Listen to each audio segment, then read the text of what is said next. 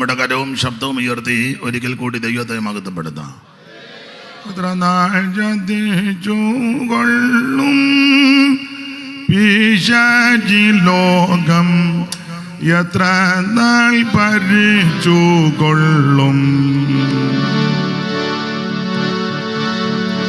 എത്ര നാൾ പറഞ്ഞും കൊള്ളും അപവാദങ്ങൾ ശുദ്ധിമാന്മാരുടെ മേലും.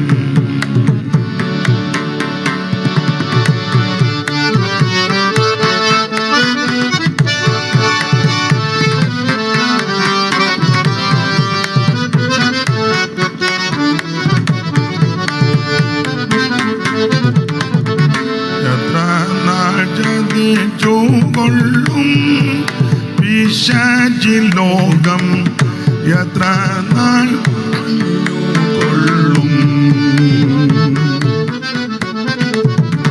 എത്ര നാൾ പറഞ്ഞും കൊള്ളും അപവാദങ്ങൾ ശുദ്ധിമാന്മാരുടെ മേലും.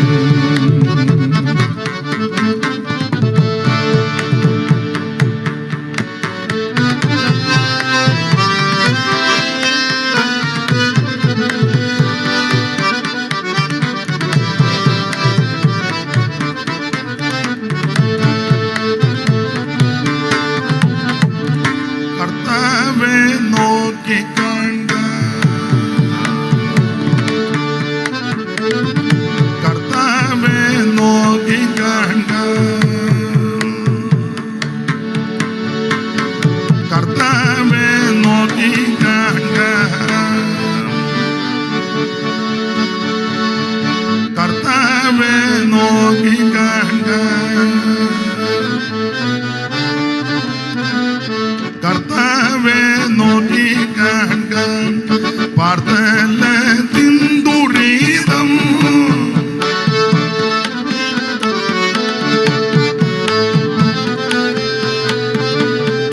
കർത്താവേ നോക്കിക്കാണ്ട, പാർത്തലത്തിൻ ദുരിതം കർത്താവേ നോക്കിക്കാണ്ട, പാർത്തലത്തിൻ ദുരിതം കർത്താവേ നോക്കിക്കാണ്ട, പാർത്തലത്തിൻ ദുരിതം കർത്താവേ നോക്കിക്കാണ്ട, പാർത്തലത്തിൻ ദുരിതം കർത്താവേ നോക്കിക്കാണ്ട.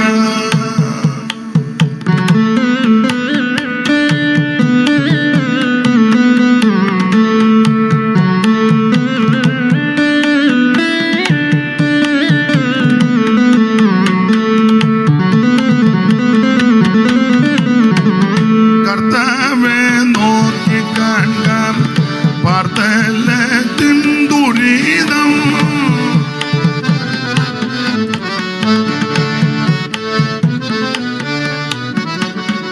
കർത്താവേ നോക്കിക്കാണ്ട, പാർത്തലത്തിൻ ദുരിതം സാത്താന്റെ ധിക്കാരത്തെ നീക്കുവാനായി പ്രിയം, സാത്താന്റെ ധിക്കാരത്തെ നീക്കുവാനായി പ്രിയ, സാത്താന്റെ ധിക്കാരത്തെ നീക്കുവാനായി പ്രിയ. കാന്താതാമസം എന്താകോ വന്നിടാനേശു, കാന്താതാമസം എന്താകോ, കാന്താതാമസം എന്താകോ വന്നിടാനേശു, കാന്താതാമസം എന്താകോ.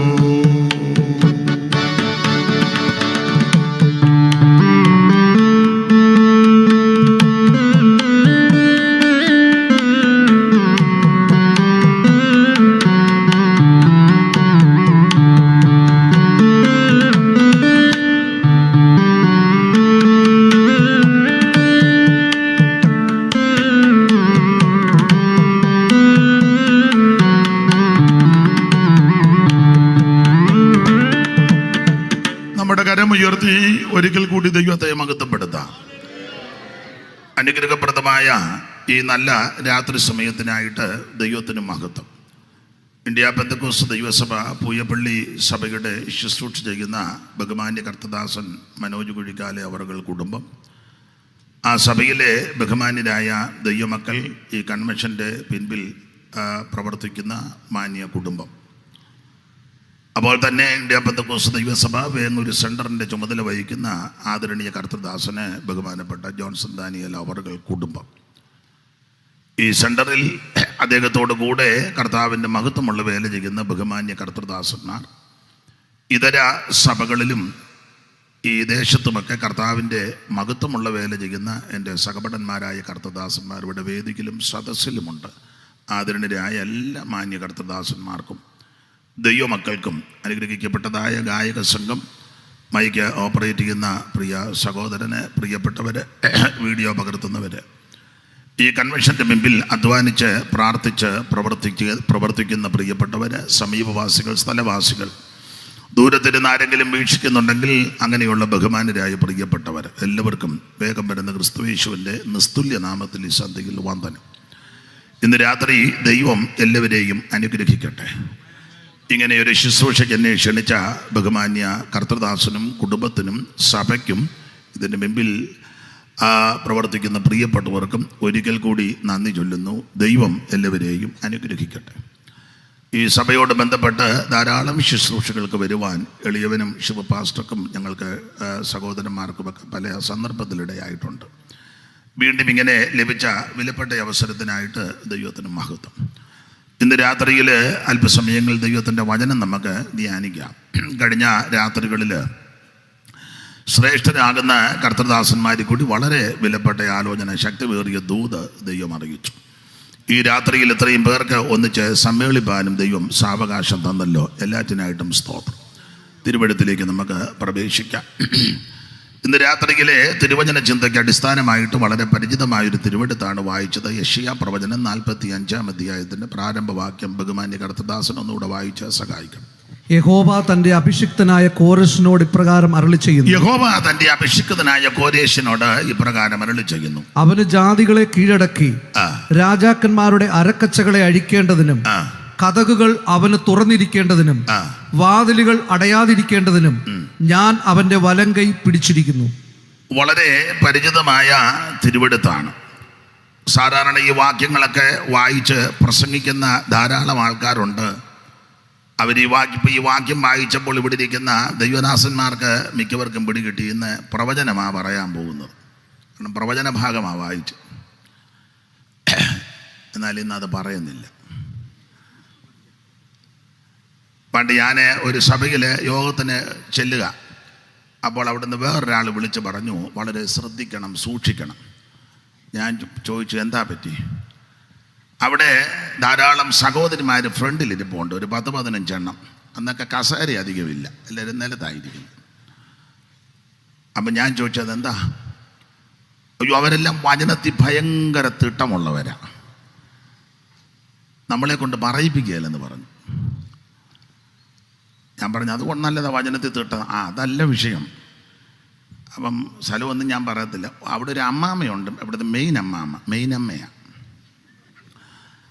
അപ്പം പുള്ളിക്കാരി, നമ്മൾ ഏത് വാക്യം വായിച്ചാലും പുള്ളിക്കാരിക്ക് അറിയാം ഇന്ന റൂട്ടിൽ കൂടെ കയറിപ്പോകുന്നു. അപ്പം പെട്ടെന്ന് വിരലെല്ലാം ബൈബിളിനിടയിൽ കയറ്റും. കാരണം അടുത്ത വാക്യമല്ല അതാ വായിക്കണ്ടേ. അമ്മാമ്മ ആർക്കും വിട്ടുകൊടുക്കുകയല്ല. അതുകൊണ്ട് ഇങ്ങനെ വിരലുകളെല്ലാം അടുത്ത വാക്യം ഇന്നതാണ്, അമ്മാമ്മയ്ക്ക് അറിയാം ഏത് വിഷയം നല്ല തീട്ടമാണ്. അതുകൊണ്ട് ശ്രദ്ധിക്കുന്നത് നല്ലതാണ്. ഞാൻ പറഞ്ഞു, നല്ല കാര്യമാണ്, ഞാൻ അങ്ങോട്ടൊന്ന് ചെല്ലട്ടെ. ഞാൻ ആ ദിവസങ്ങളിലൊക്കെ ഉപവസിച്ച് പ്രാർത്ഥിക്കുന്ന ദിവസങ്ങളായിരുന്നു. അതിനിടയിലായി യോഗത്തിന് വിളിച്ചത്. അവിടെ ചെന്നു, പ്രാർത്ഥനയിലും ആരാധനയിലും ഇരുന്ന്. അപ്പോൾ എനിക്ക് വളരെ സന്തോഷം തോന്നി. നല്ല അടുക്കും ചിട്ടയോടെ കാര്യം പോകുന്ന സഹോദരിമാരെല്ലാം ബഹുമാന്യരായ മാന്യ സഹോദരിമാർ. എനിക്ക് മുമ്പ് ഒരു ദൈവദാസം പ്രസംഗിച്ചപ്പോൾ പെടപ്പെടാന്ന് ഇവർ വാക്യം വായിക്കും. നമുക്ക് തോന്നും വാശിയല്ല, അവരങ്ങ് വായിക്കുക. അപ്പം ഞാൻ ശ്രദ്ധിച്ചപ്പം ഈ അമ്മാമ്മ വിരലല്ല ഇങ്ങനെ. അത് കഴിഞ്ഞ് അദ്ദേഹം മാന്യമായി ശുശ്രൂഷിച്ച് ഇരുന്ന് പുള്ളിയെ കൊണ്ട് അധികം പറയിപ്പിച്ചില്ല. അവരങ്ങ് പറയുന്നുണ്ടല്ല. അത് കഴിഞ്ഞ് ദൈവകൃപയെ ശരണപ്പെട്ട് ഞാൻ എഴുന്നേറ്റു. ഞാൻ ഇതുപോലൊരു കുറുവാക്യം വായിച്ചപ്പോഴേ അമ്മാമ്മ വിരലെല്ലാം അതിനിടയിലേക്ക് കയറ്റി. അപ്പം ഞാൻ അമ്മാമ്മയോട് പറഞ്ഞു, അമ്മാമ്മ വിരൽ വെച്ച് ആ ബൈബിളിൻ്റെ താളിലൊക്കെ വിരൽ വെച്ചല്ലോ, അവിടെ ഒന്നും ഞാൻ പറയത്തില്ല, വേറൊരു റൂട്ടിൽ കൂടെ പോവുകയെന്ന് പറഞ്ഞു. അങ്ങനെ അമ്മാമ്മ ബൈബിളിനകത്ത് നിന്ന് ആ വിരലെല്ലാം അങ്ങ് മാറ്റി വേറൊരു റൂട്ടിൽ കൂടെ പോയി. ഇന്ന് ഞാനും അങ്ങനെ റൂട്ടിൽ കൂടെ പോവുക. യെശയ്യാവ് 45 വായിച്ചപ്പോൾ നിങ്ങൾ ചിലർ ചിന്തിച്ചിന്ന് പ്രവചനമാണ്, അങ്ങോട്ട് പോകുന്നില്ല. നമുക്ക് വേറൊരു ഭാഗം ഇന്ന് രാത്രി ചിന്തിക്കാം, വളരെ ലളിതമായിട്ട്. കഴിഞ്ഞ രാത്രിയിൽ ശ്രേഷ്ഠരായ ദൈവദാസന്മാരിൽ കൂടി വിലപ്പെട്ട ആലോചന ദൈവം തന്നല്ലോ. ഇന്ന് രാത്രിയിലും ഈ ശാന്തമായ അന്തരീക്ഷത്തിൽ വളരെ ഹൃദ്യമായി ദൈവം നമ്മോട് ഇടപെടട്ടെ. അതിനെ അടിസ്ഥാനമായിട്ട് നമ്മൾ വായിച്ചത് യെശയ്യാ പ്രവചനം 45 അധ്യായത്തിൻ്റെ പ്രാരംഭവാക്യമാണ്. ഈ ഒന്നുകൂടെ ആ വാക്യം ദൈവദാസനെ ഒന്ന് വായിച്ച് സഹായിക്കണേ. യഹോവ തന്റെ അഭിഷിക്തനായ കോരേശിനോട് ഇപ്രകാരം അരുളി ചെയ്യുന്നു. കോരേശി ജനിക്കുന്നതിന് 700 കൊല്ലം മുമ്പ് അരുളി ചെയ്യുന്നു. അവന് ജാതികളെ കീഴടക്കി രാജാക്കന്മാരെ അരക്കച്ചകളെ അഴിക്കേണ്ടതിനും പിന്നെ കതകുകൾ അവന് തുറന്നിരിക്കേണ്ടതിനും വാതിലുകൾ അടയാതിരിക്കേണ്ടതിനും ഞാൻ അവന്റെ വലങ്കൈ പിടിച്ചിരിക്കുന്നു. ഇന്ന് രാത്രി പ്രാരംഭ പദങ്ങളൊന്നും എടുക്കുന്നില്ല, നമ്മുടെ കൈക്ക് പിടിക്കുന്നൊരു ദൈവം. അതാണ് നമ്മുടെ വിഷയം, കൈക്ക് പിടിക്കുന്ന ദൈവം. ആരും എൻ്റെ കൈക്ക് പിടിക്കാനില്ലല്ലോ എന്നോർത്ത് നിരാശപ്പെടേണ്ട, നിന്റെ കരത്തിന് പിടിക്കുന്നൊരു ദൈവമുണ്ട്. ഈ സത്യവേദ പുസ്തകത്തിലെ 66 പുസ്തകം, ഉൽപ്പത്തി മുതൽ വെളിപ്പാട് വരെ 66 പുസ്തകമടക്കുന്ന ഈ സത്യവേദ പുസ്തകം, അതുപോലെ തന്നെ വളരെ പ്രാധാന്യമുള്ള പുസ്തകമാണ് യെശയ്യാ പ്രവചനം. നമ്മൾ ആ പ്രവചനത്തിൽ നിന്നാണ് വായിച്ചത്. വേദ പഠിതാക്കൾ പറയുന്നത് വേദപുസ്തകത്തിനകത്തെ വേദപുസ്തകമാണ് യെശയ്യാ പ്രവചനം എന്ന. കാരണം 66 അധ്യായമുണ്ട് വേദപുസ്തകത്തിനകത്തെ വേദപുസ്തകം. യെശയ്യാ പ്രവാചകൻ വലിയ പ്രവാചകന്മാരുടെ നിരയിൽപ്പെട്ട വ്യക്തിയാ, നമുക്കറിയാം. യെശയ്യാ പ്രവാചകന്റെ വിശേഷതകൾ, ഈ പ്രവചന പുസ്തകത്തിലെ വിശേഷതകൾ, ഇദ്ദേഹത്തെ വേദപഠിതാക്കൾ കൊടുത്തിരിക്കുന്ന ഒരു വിശേഷണ പദം സുവിശേഷ പ്രവാചകനാണ്. സുവിശേഷ പ്രവാചകൻ. നമുക്കറിയാം സുവിശേഷം എന്താ. സുവിശേഷം യേശു ക്രിസ്തു, അതാ സുവിശേഷം. വളരെ മനപാഠമായ വാക്യമായെങ്കിലും ഇത് സുവിശേഷ യോഗമാ, ഒടുവിലത്തെ ദിവസത്തെ യോഗമാ. അതുകൊണ്ട് അതിന് 2 കാര്യം പറഞ്ഞു വെച്ചാൽ ഇങ്ങോട്ട് വരാൻ പറ്റുമോളല്ലോ, ദൈവത്തിന് മഹത്വം. അതുകൊണ്ട് എന്താണ് സുവിശേഷം? തിമോഥെയോസിൻ്റെ 2-ാം ലേഖനം 2:8. അത് നമുക്ക് അറിവുള്ള വാക്യമായെങ്കിലും വായിക്കണം. കാരണം അറിയാത്ത ആരെങ്കിലും ദൂരത്ത് നിന്നോ ഓൺലൈനിലോ കേൾക്കുന്നുണ്ടെങ്കിൽ ഇതൊക്കെ വേദപുസ്തകത്തിലെ കാര്യമാ പറയുന്നെന്ന് അറിയണം. അതിനാ വായിച്ചാട്ടെ. 2:8. ദാവീദിന്റെ സന്തതിയായി ജനിച്ച് മരിച്ചിട്ട് ഉയർത്തെഴുന്നേറ്റിരിക്കുന്നു. ദാവീദിന്റെ സന്തതിയായി ജനിച്ച് മരിച്ചിട്ട് എന്നിട്ട് കുത്തിട്ട് നിർത്തിയില്ല, മരിച്ചിട്ട് ഉയർത്തെഴുന്നേറ്റിരിക്കുന്ന യേശുക്രിസ്തുവിനെ ഓർത്തുകൊള്ളുക. അതാകുന്നു എന്റെ സുവിശേഷം. സുവിശേഷം അതാ. മതം മാറ്റമല്ല, സഭ മാറ്റുകയല്ല, സംഘടന മാറുകയല്ല, ബഹളവും വെപ്രാളവും പിള്ളേരുടെ ഭാഷ പറഞ്ഞ ഓളം ഉണ്ടാക്കുകയല്ല, നാട്ടുകാരുടെ സ്വൈര്യം കെടുത്തുന്നതല്ല സുവിശേഷം. മറ്റുള്ളവനെ കുത്തിമലത്താൻ പ്രേരണ കൊടുക്കുന്ന മാർഗമല്ല സുവിശേഷം. അവരൻ്റെ കാര്യങ്ങൾ മോഷ്ടിച്ചെടുക്കാനുള്ള തന്ത്രം ഒപ്പിക്കുന്നതല്ല സുവിശേഷം. നാട്ടുകാരുടെ സ്വൈര്യം കെടുത്തുന്നതല്ല സുവിശേഷം. വഴി ബ്ലോക്ക് ആക്കുന്നതല്ല സുവിശേഷം. ഞങ്ങളൊക്കെ യാത്ര ചെയ്യുമ്പോൾ മിക്കടുത്തും വഴി ബ്ലോക്കാണ്, നമുക്കൊന്നും മിണ്ടാനൊക്കത്തില്ല. ചില ആൾക്കാർ റോഡിൽ അവരുടെ കാര്യങ്ങളെല്ലാം വെച്ച് ഇവൻ്റെ പെമ്പളയ്ക്ക് സ്ത്രീധനം കിട്ടിയതുപോലെ റോഡ് നമ്മൾ വരുമ്പം എന്നാൽ ഈ പൊട്ടൻ ഓർക്കണ്ടേ നമ്മളും ടാക്സ് കൊടുക്കുന്നതാ. നിങ്ങൾക്ക് എന്നെ പേടിച്ചിരിക്കുക, ഉള്ള കാര്യമായി പറയാന്ന്. നീ എല്ലാം പോയി അനുഭവിക്കും, അന്നേരം പറയും. അപ്പൊ ചുരുക്കി പറഞ്ഞാൽ അങ്ങനെയുള്ള യാതൊരു മാർഗമല്ല സുവിശേഷം. പിന്നെന്താ സുവിശേഷം? സുവിശേഷം ഒരു വ്യക്തിയാണ്, അത് മറ്റാരുമല്ല, നസറയനാകുന്ന യേശു ക്രിസ്തു. അതാ ഇവിടെ വായിച്ചു കേട്ടത്. ദാവീദിന്റെ സന്തതിയായി ജനിച്ച് മരിച്ച് ഉയർത്തെഴുന്നേറ്റ യേശു ക്രിസ്തു, അതാ സുവിശേഷം. ഒന്നുകൂടെ ഒരു ചെറിയ നിർവചനവും കൂടെ കൊടുത്താൽ എന്താ സുവിശേഷം? ഇത് യേശുക്രിസ്തു എന്ന ഇപ്പോഴത്തെ വാക്യം കേട്ടത് ഒന്നുകൂടെ തെളിച്ച് പറഞ്ഞാൽ യേശുക്രിസ്തുവിൻ്റെ ജനനവും മരണവും അടക്കവും ഉയർപ്പും. അതാ സുവിശേഷം. 15:3 കൊരിന്ത്യർക്ക് എഴുതിയ 1-ാം ലേഖനം 15:3 വായിച്ചോ. ഞാൻ ഈ വാക്യം വായിപ്പിക്കുന്നത് ചിലർക്ക് എന്നെ പറ്റി പല അഭിപ്രായമുണ്ട്. അതിലൊരഭിപ്രായം അയാൾ വായി വരുന്നതെല്ലാം പറയുമെന്ന. അപ്പൊ എന്തുവാന്നുള്ളതിനായി വായിപ്പിക്കുന്നത്? വായി വരുന്ന ഇതൊക്കെയാണ്. ക്രിസ്തു നമ്മുടെ പാപങ്ങൾക്ക് വേണ്ടി തിരുവെഴുത്തുകളിൻ പ്രകാരം ക്രിസ്തു നമ്മുടെ പാപങ്ങൾക്ക് വേണ്ടി തിരുവെഴുത്തുകളും പ്രകാരം മരിച്ച് അടക്കപ്പെട്ടിട്ട് നിർത്തുകയല്ല, പിന്നെയോ തിരുവെഴുത്തുകളിൻ. പണ്ട് ഒരു പള്ളിക്കൂടത്തിൽ പോകാത്തൊരു വല്യമ്മ തള്ള പറഞ്ഞു, ക്രിസ്തു നമ്മുടെ പാപങ്ങൾക്ക് വേണ്ടി മരിച്ചു അടക്കപ്പെട്ട്. ബാക്കി ഞാൻ പറയണോ? അമ്മ പറഞ്ഞ ഭാഷയാണ് അത്. ഞാൻ ഇച്ചിരി ലഘൂകരിച്ച് പറയാം. ആണുങ്ങളെ പോലെ ഉയർത്തെഴുന്നേറ്റെന്ന്. ഇങ്ങനെ അല്ല അമ്മ പറഞ്ഞത്. ഞാൻ പിന്നെ ഇച്ചിരി അങ്ങ് തവിഞ്ഞ് പറഞ്ഞതേ ഉള്ളൂ. അല്ല, ഞാൻ അമ്മയോട് കൂടെ യോജിക്കുന്ന ആളാണ്. ഇതുവരെ വേറെ ഒറ്റ ഒരുത്തൻ അങ്ങനെ ഉയർത്തില്ലല്ലോ. സ്തോത്രം. അമ്മയ്ക്ക് തിയോളജി ഒന്നും അറിയത്തില്ലെങ്കിലും അമ്മയ്ക്ക് അതിൻ്റെ കണക്കിന് കൊള്ളിക്കാൻ അറിയാം. നമ്മൾ ഈ കൂടുതൽ തിയോളജി പഠിച്ചാൽ ഒന്നും പറയത്തില്ല. ഒക്കുവോ നോത്തിയിരിക്കുക. അമ്മയ്ക്ക് പഠിക്കാത്തത് കൊണ്ട് അങ്ങ് പറയുക. ഒക്കുന്നെങ്കിൽ ഒക്കട്ടെ, അത് ഒത്തെന്നുള്ളതാണ്. നമ്മളിതെല്ലാം പഠിച്ചേച്ച് അത് ഒക്കുമോ ഇതൊക്കുമോ, ഞാനത് പറഞ്ഞാൽ കുഴിക്കാല പാസ്റ്റർക്ക് ഇഷ്ടപ്പെടുമോ, ജോൺസൺ ദാനിയേൽ അവർക്ക് ബോധിക്കുമോ, ഇദ്ദേഹത്തിന് ബോധിക്കുമോ, അതിനെ നമ്മളൊന്നും പറയത്തുമില്ല. പണ്ട് മർമാണി കല്യാണം കഴിച്ച പോലെ. മർമാലി കല്യാണം കഴിച്ച അയാൾ നോക്കുന്നതെല്ലാം മർമ്മമാണ്, മുഴുവൻ മർമ്മമാണ്. ഇപ്പം പിള്ളക്ക് അടിക്കാൻ ചെല്ലുമ്പോൾ അവിടെ മർമ്മ. അതിനതിന് അവർ കപ്പ കിളക്കുന്ന തുടുപ്പി നീയാക്കിട്ടിടിക്കുക. ചുരുക്കി പറഞ്ഞാൽ അയാൾ ഇടി കൊണ്ട് ഊപ്പാട് വരിക. ഇതാ ഇപ്പോഴത്തെ സുവിശേഷ വേലക്കാരി സിംഹഭാഗം മർമ്മം നോക്കി നിൽക്കുക. എടാ, കാര്യം തീർത്ത് പറയണം. ഒക്കുന്നുണ്ടോ എന്നുള്ളതല്ല വിഷയം. തീർത്ത് കാര്യം പറയണം. യേശുക്രിസ്തു മരിച്ചു, അടക്കപ്പെട്ട് ഉയർത്തു.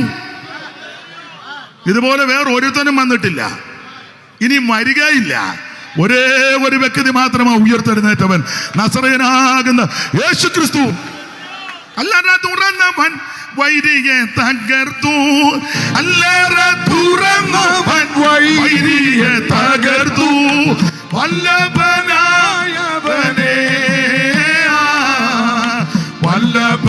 വല്ലഭനായവനേ, ശ്രീയേശുവേ വന്ദനം ചെയ്തിടുവീൻ, നിരന്തരം വന്ദനം ചെയ്തിടുവീൻ. ശ്രീയേശുവേ വന്ദനം ചെയ്തിടുവീൻ. രാജിതമകസെടും മാമനുസുതനേ, രാജിതമകസെടും മാമനുസുതനേ, രാജസമ്മാനിതനേ, രാജസമ്മാനിതനേ, ശ്രീയേശുവേ വന്ദനം ചെയ്തിടുവീൻ, നിരന്തരം വന്ദനം ചെയ്തിടുവീൻ. ശ്രീയേശുവേ വന്ദനം ചെയ്തിടുവീൻ. കരമുയർത്തി ദൈവത്തെ മഹത്വപ്പെടുത്തുക. അപ്പൊ എന്താണ് സുവിശേഷം? യേശുക്രിസ്തു. ചെറിയൊരു നിർവചനമാണ്. കൊരിന്ത്യർക്ക് എഴുതിയ 1-ാം ലേഖനം 15:3 ദൈവദാസൻ ഒന്നുകൂടെ വായിച്ചോ. ദൈവത്തിന് നന്നായിട്ട് വായിക്കുന്നുണ്ട്. ദൈവം അനുഗ്രഹിക്കട്ടെ. ക്രിസ്തു വായിക്കാൻ പറഞ്ഞു. കുടിക്കാല മനോജ് പാസ്റ്റർ പറഞ്ഞു വായിക്കാൻ ആരും ഉണ്ടോ? അപ്പൊ ആരോ പുറകെ ഇരിക്കുന്ന ആരാനോട് ചോദിച്ചു. വായിപ്പം പറഞ്ഞു തെറ്റി. എന്തുവാ ചോദിച്ചേ? തെറ്റിയാലെന്ന്. ഞാൻ പറഞ്ഞു എന്തിനാ ഈ തെറ്റിച്ച് വായിക്കുന്നത്? ശരിക്കും വായിച്ചാൽ പോരെ? വേറെ ദിവസം വായിക്കുന്നത് തെറ്റിക്കാനാണോ? നന്നായിട്ട് വായിക്കുന്നുണ്ട്. ദൈവം അനുഗ്രഹിക്കട്ടെ. ഭാഗ്യവും ഉണ്ടാകും. വെളിപ്പാടൊന്ന് 3 അത് വായിക്കേണ്ട ഭാഗ്യം വന്നോളും. ഇത് വായിര് 15:3.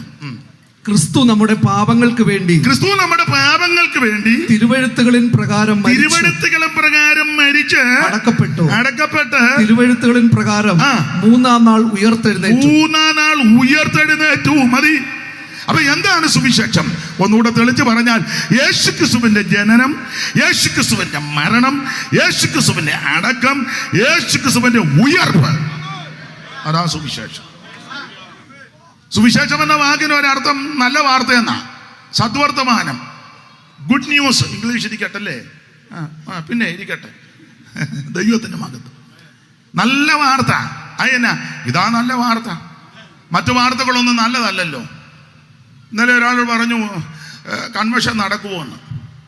എവിടാണെന്ന് ചോദിക്കരുത്, കൺവെൻഷൻ നടക്കുമോ എന്ന്. അപ്പം വേറെ പറഞ്ഞു എനിക്ക് കേൾക്കുകയേ വേണ്ട അവിടുത്തെ ചരിത്രം. നല്ല വാർത്തയല്ല. എവിടുത്തെയാണെന്നും എന്നോട് ഇപ്പോൾ ചോദിക്കരുത്. പത്രത്തിൽ വരുന്ന വാർത്തകളെല്ലാം നല്ലതാണോ? മാധ്യമങ്ങളിൽ കൂടി വരുന്ന വാർത്തകളെല്ലാം നല്ലതാണോ? അല്ല.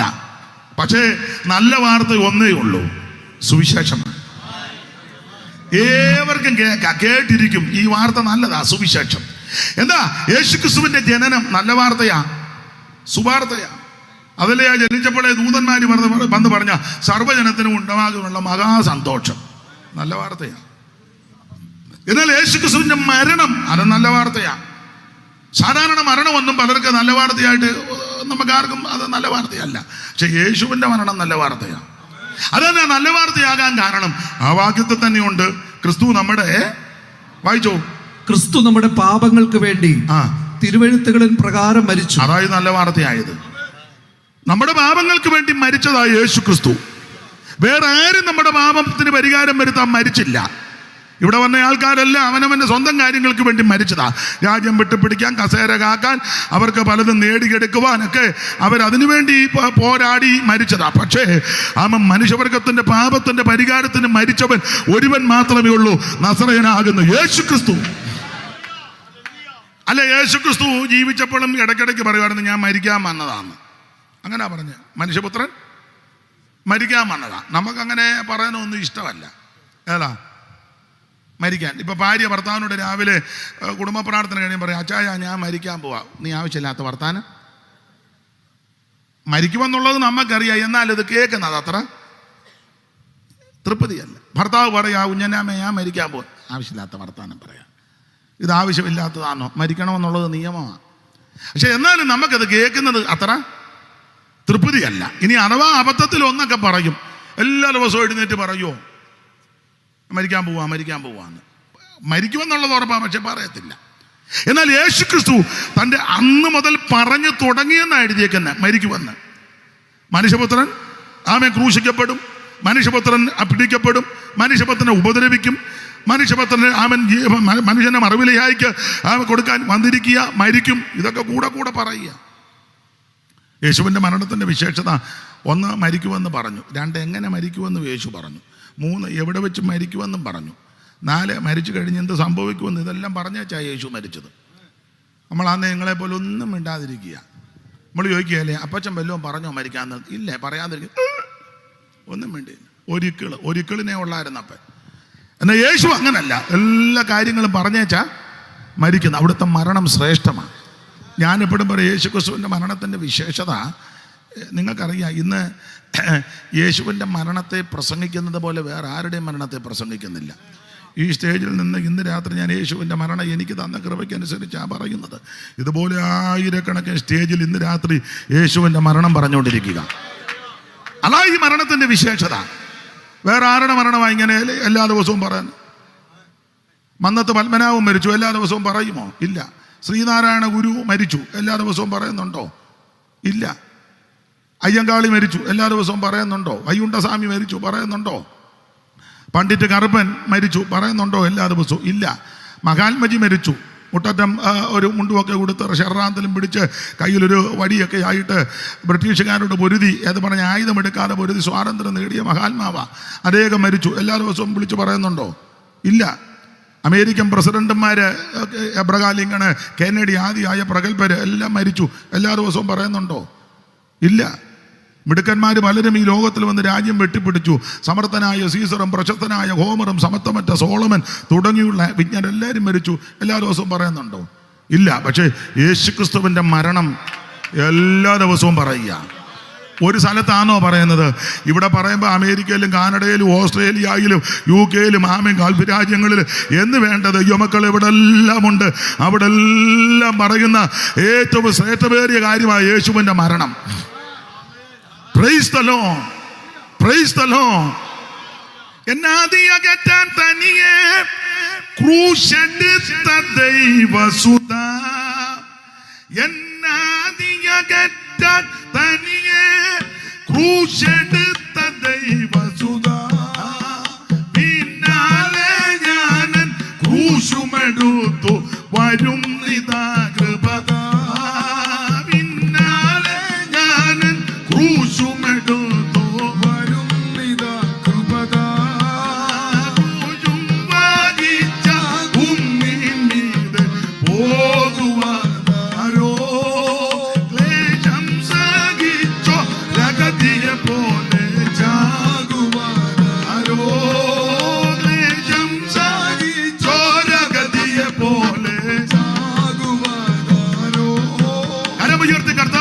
കൊടുക്കുക. യേശുക്രിസ്തുവിന്റെ മരണം നല്ല വാർത്തയാ, വിശേഷപ്പെട്ട വാർത്തയാ. കാരണം ഈ മരണം എല്ലാ ദിവസവും പറയുക മാത്രമാണോ. എൻ്റെ എളിയ ചിന്തയെ പറയാ, എല്ലാ ആഴ്ചയിലും ഈ മരണം ഓർക്കും. രാവിലെ കുളിയൊക്കെ കഴിഞ്ഞ് സഭായത്തിന് കുളിക്കാതെ വരുന്നവരും ഉണ്ട്.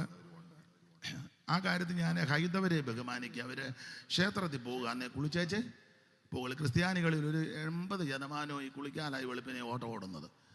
കാലും മുഖം ഒന്ന് കഴുകി ആടമൂടെ പൊതച്ച് പോകും. നമ്മൾ ഓർക്കും ഭയങ്കര പക്വതയാണ്. കുളിക്കുന്നതിനെ ഒന്നും മിക്കതിനുമില്ല. കുളിക്കുന്നവരില്ലെന്നല്ല, സിംഹഭാഗം നമ്മുടെ ഇടയിലും ഉണ്ട്.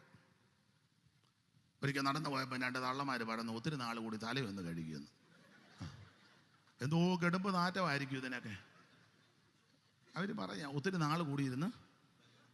അതേസമയം ഹൈന്ദവരായ സ്നേഹിതരെ സഹോദരിമാരെയൊക്കെ നോക്കി അവരെ കുളിച്ച് വളരെ ശുചിത്വമായിട്ട് ക്ഷേത്ര ദർശനം നടത്തുന്നത്. അത് വിട്ടേക്കാം നമുക്ക്. ഒന്നാമത് 2 സ്തോത്രം പറഞ്ഞാൽ അതുങ്ങൾ ആ വഴി അടക്കിയ. ദൈവത്തെ ആരാധിക്കുമ്പം വൃത്തിയും വെടിപ്പും ഒക്കെ ഉണ്ടായിരിക്കണം. അല്ല കിടന്ന പാടെ പൊത്തം എടുത്തോണ്ട് ഓടുകയല്ല. ദൈവത്തെ ആരാധിക്കുമ്പോൾ അതിന് ഉണ്ട് കുളിയൊന്നുമില്ല, പിന്നെ അടിയാ മൊത്തം.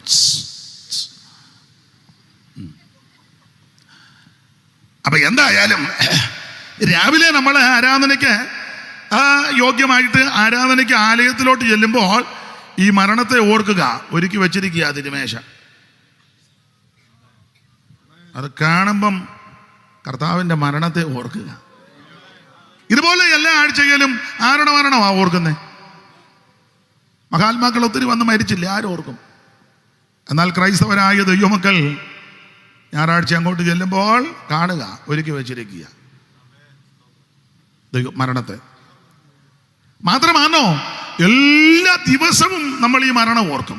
ഇന്ന് രാവിലെ ഞാൻ ഓർത്തു, നിങ്ങൾ ഓർത്തു. എപ്പോഴാണ് ഓർക്കാത്ത? ഇവിടെ ഇരിക്കുമ്പോൾ ഓർത്തുകൊണ്ടിരിക്കുക. അതാ ഈ മരണത്തിൻ്റെ വിശേഷത.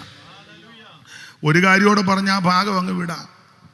ഈ മരണത്തെ പറ്റി യേശുക്രിസ്തുവിൻ്റെ മരണത്തെ പറ്റി പാട്ട് എഴുതിയിരിക്കുന്നത് പോലെ വേറെ ആരുടെ മരണത്തെ പറ്റി എഴുതിയേക്കുന്നത്? ഈ പാട്ടുകാരെല്ലാം പാടുന്നതിനകത്ത് എല്ലാ പാട്ടിനകത്തും അവിടുത്തെ മരണത്തെ പരാമർശിക്കുക. ഈ മരണം അത്രയ്ക്ക് ശ്രേഷ്ഠതയുള്ള മരണമാണ്. എന്താ ഈ മരണത്തിന്റെ വിശേഷത? മനുഷ്യവർഗത്തിന്റെ പാപത്തിന്റെ പരിഹാരത്തിനാണ് മരിച്ചത്. ഇന്ന് രാത്രി സ്നേഹിതാ സുഹൃത്തേ, മാതാവേ, പിതാവേ, മാന്യമിത്രമേ, നിന്റെയും എന്റെയും പാപത്തിന് പരിഹാരം വരുത്തുവാനാ യേശു മരിച്ചത്. ഇന്ന് രാത്രി വിശ്വസിച്ച് യേശുവിനെ ഏറ്റെടുക്ക്. പാപക്ഷമ പ്രാപിച്ച് വേണം ഈ സ്ഥലം വിട്ട് തിരിച്ച് ഭവനത്തിലേക്ക് പോകാൻ. അതിന് ദൈവം നിങ്ങൾക്ക് കൃപ നൽകട്ടെ. അപ്പൊ സുവിശേഷം യേശു ക്രിസ്തു. എന്തിനാ സുവിശേഷം? സകല മനുഷ്യനും രക്ഷപ്പെടാൻ. ഒരു കാര്യം കൂടെ പറഞ്ഞാൽ ആ ഭാഗം പെടാം. എന്താ സുവിശേഷത്തിന്റെ വിശേഷത? 3 കാര്യം പറയാം, അതിനെ നേരെ ഉള്ളൂ. ഇടത്ത വാക്യത്തിൻ്റെ ഇടയ്ക്കിലോട്ട് വരണം. സുവിശേഷത്തിന്റെ വിശേഷത ഒന്ന്, ഈ സുവിശേഷം രക്ഷിക്കുന്നതാണ്. റോമാലേഖനം 1-ാം അധ്യായത്തിൽ നമ്മൾ വായിക്കുന്നല്ലോ, സുവിശേഷത്തെക്കുറിച്ച് എനിക്ക് ലജ്ജയില്ല, വിശ്വസിക്കുന്ന ഏവനും ആദ്യം യഹൂദനും പിന്നെ ഏവനും അത് രക്ഷയ്ക്കായി ദൈവശക്തി വാക്യം എന്ന് വായിച്ചാട്ട കർത്തദാസനെ റോമാലേഖനത്തിലില്ലയോ? 1:16 ഒന്ന് വായിച്ചേ.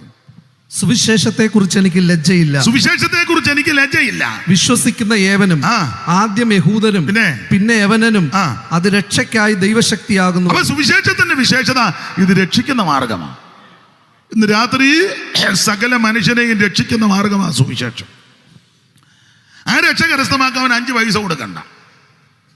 മറ്റു രക്ഷയ്ക്കൊക്കെ ഓരോ നിയമങ്ങളും ഉണ്ട്. അതിനൊക്കെ ഓരോരോ കാര്യങ്ങൾ കൊടുക്കണം, ചെലവാക്കണം. ഇതിന് 5 പൈസ ചെലവാക്കണ്ട. അരി കൊടുക്കണ്ട, തുണി കൊടുക്കണ്ട, മണി കൊടുക്കണ്ട, കിണി കൊടുക്കണ്ട, ഏത്തക്കൊല വേണ്ട, പൂവൻ കൊല വേണ്ട, കോഴി വേണ്ട, ആറാവ് വേണ്ട, ആട് വേണ്ട, മാട് വേണ്ട, മെഴുകുതിരി വേണ്ട, എണ്ണ വേണ്ട, ഒന്നും വേണ്ട. ഒന്നും വേണ്ടെന്ന്. നീ ഇരിക്കുന്ന കിടത്തിരുന്ന് വിശ്വസിച്ച്, എൻ്റെ യേശുവേ, ഞാനൊരു പാപിയാ, എൻ്റെ പാപത്തെ ക്ഷമിക്കണം, എൻ്റെ ഉള്ളത്തിലേക്ക് അവിടുന്ന് എഴുന്നള്ളി വരണം, എന്നെ ഇന്ന് രാത്രി രക്ഷിക്കണം. ആര് പ്രാർത്ഥിക്കും? അവരെ യേശു രക്ഷിക്കും. അതാണ് സുവിശേഷത്തിന്റെ വിശേഷത. ഇത് രക്ഷിക്കുന്ന മാർഗമാണ്. രക്ഷിപ്പാൻ മാർഗം വേറെയില്ല, രക്ഷകനേശു താൻ വഴിയേ. രക്ഷിപ്പാൻ മാർഗം വേറെയില്ല, രക്ഷകനേശു താൻ വഴിയേ. വരുവീനി നല്ല സമയം വൃഥാവകതെ, നിന്നെ യേശു വിളിച്ചിടുന്നു. വരുവീനി നല്ല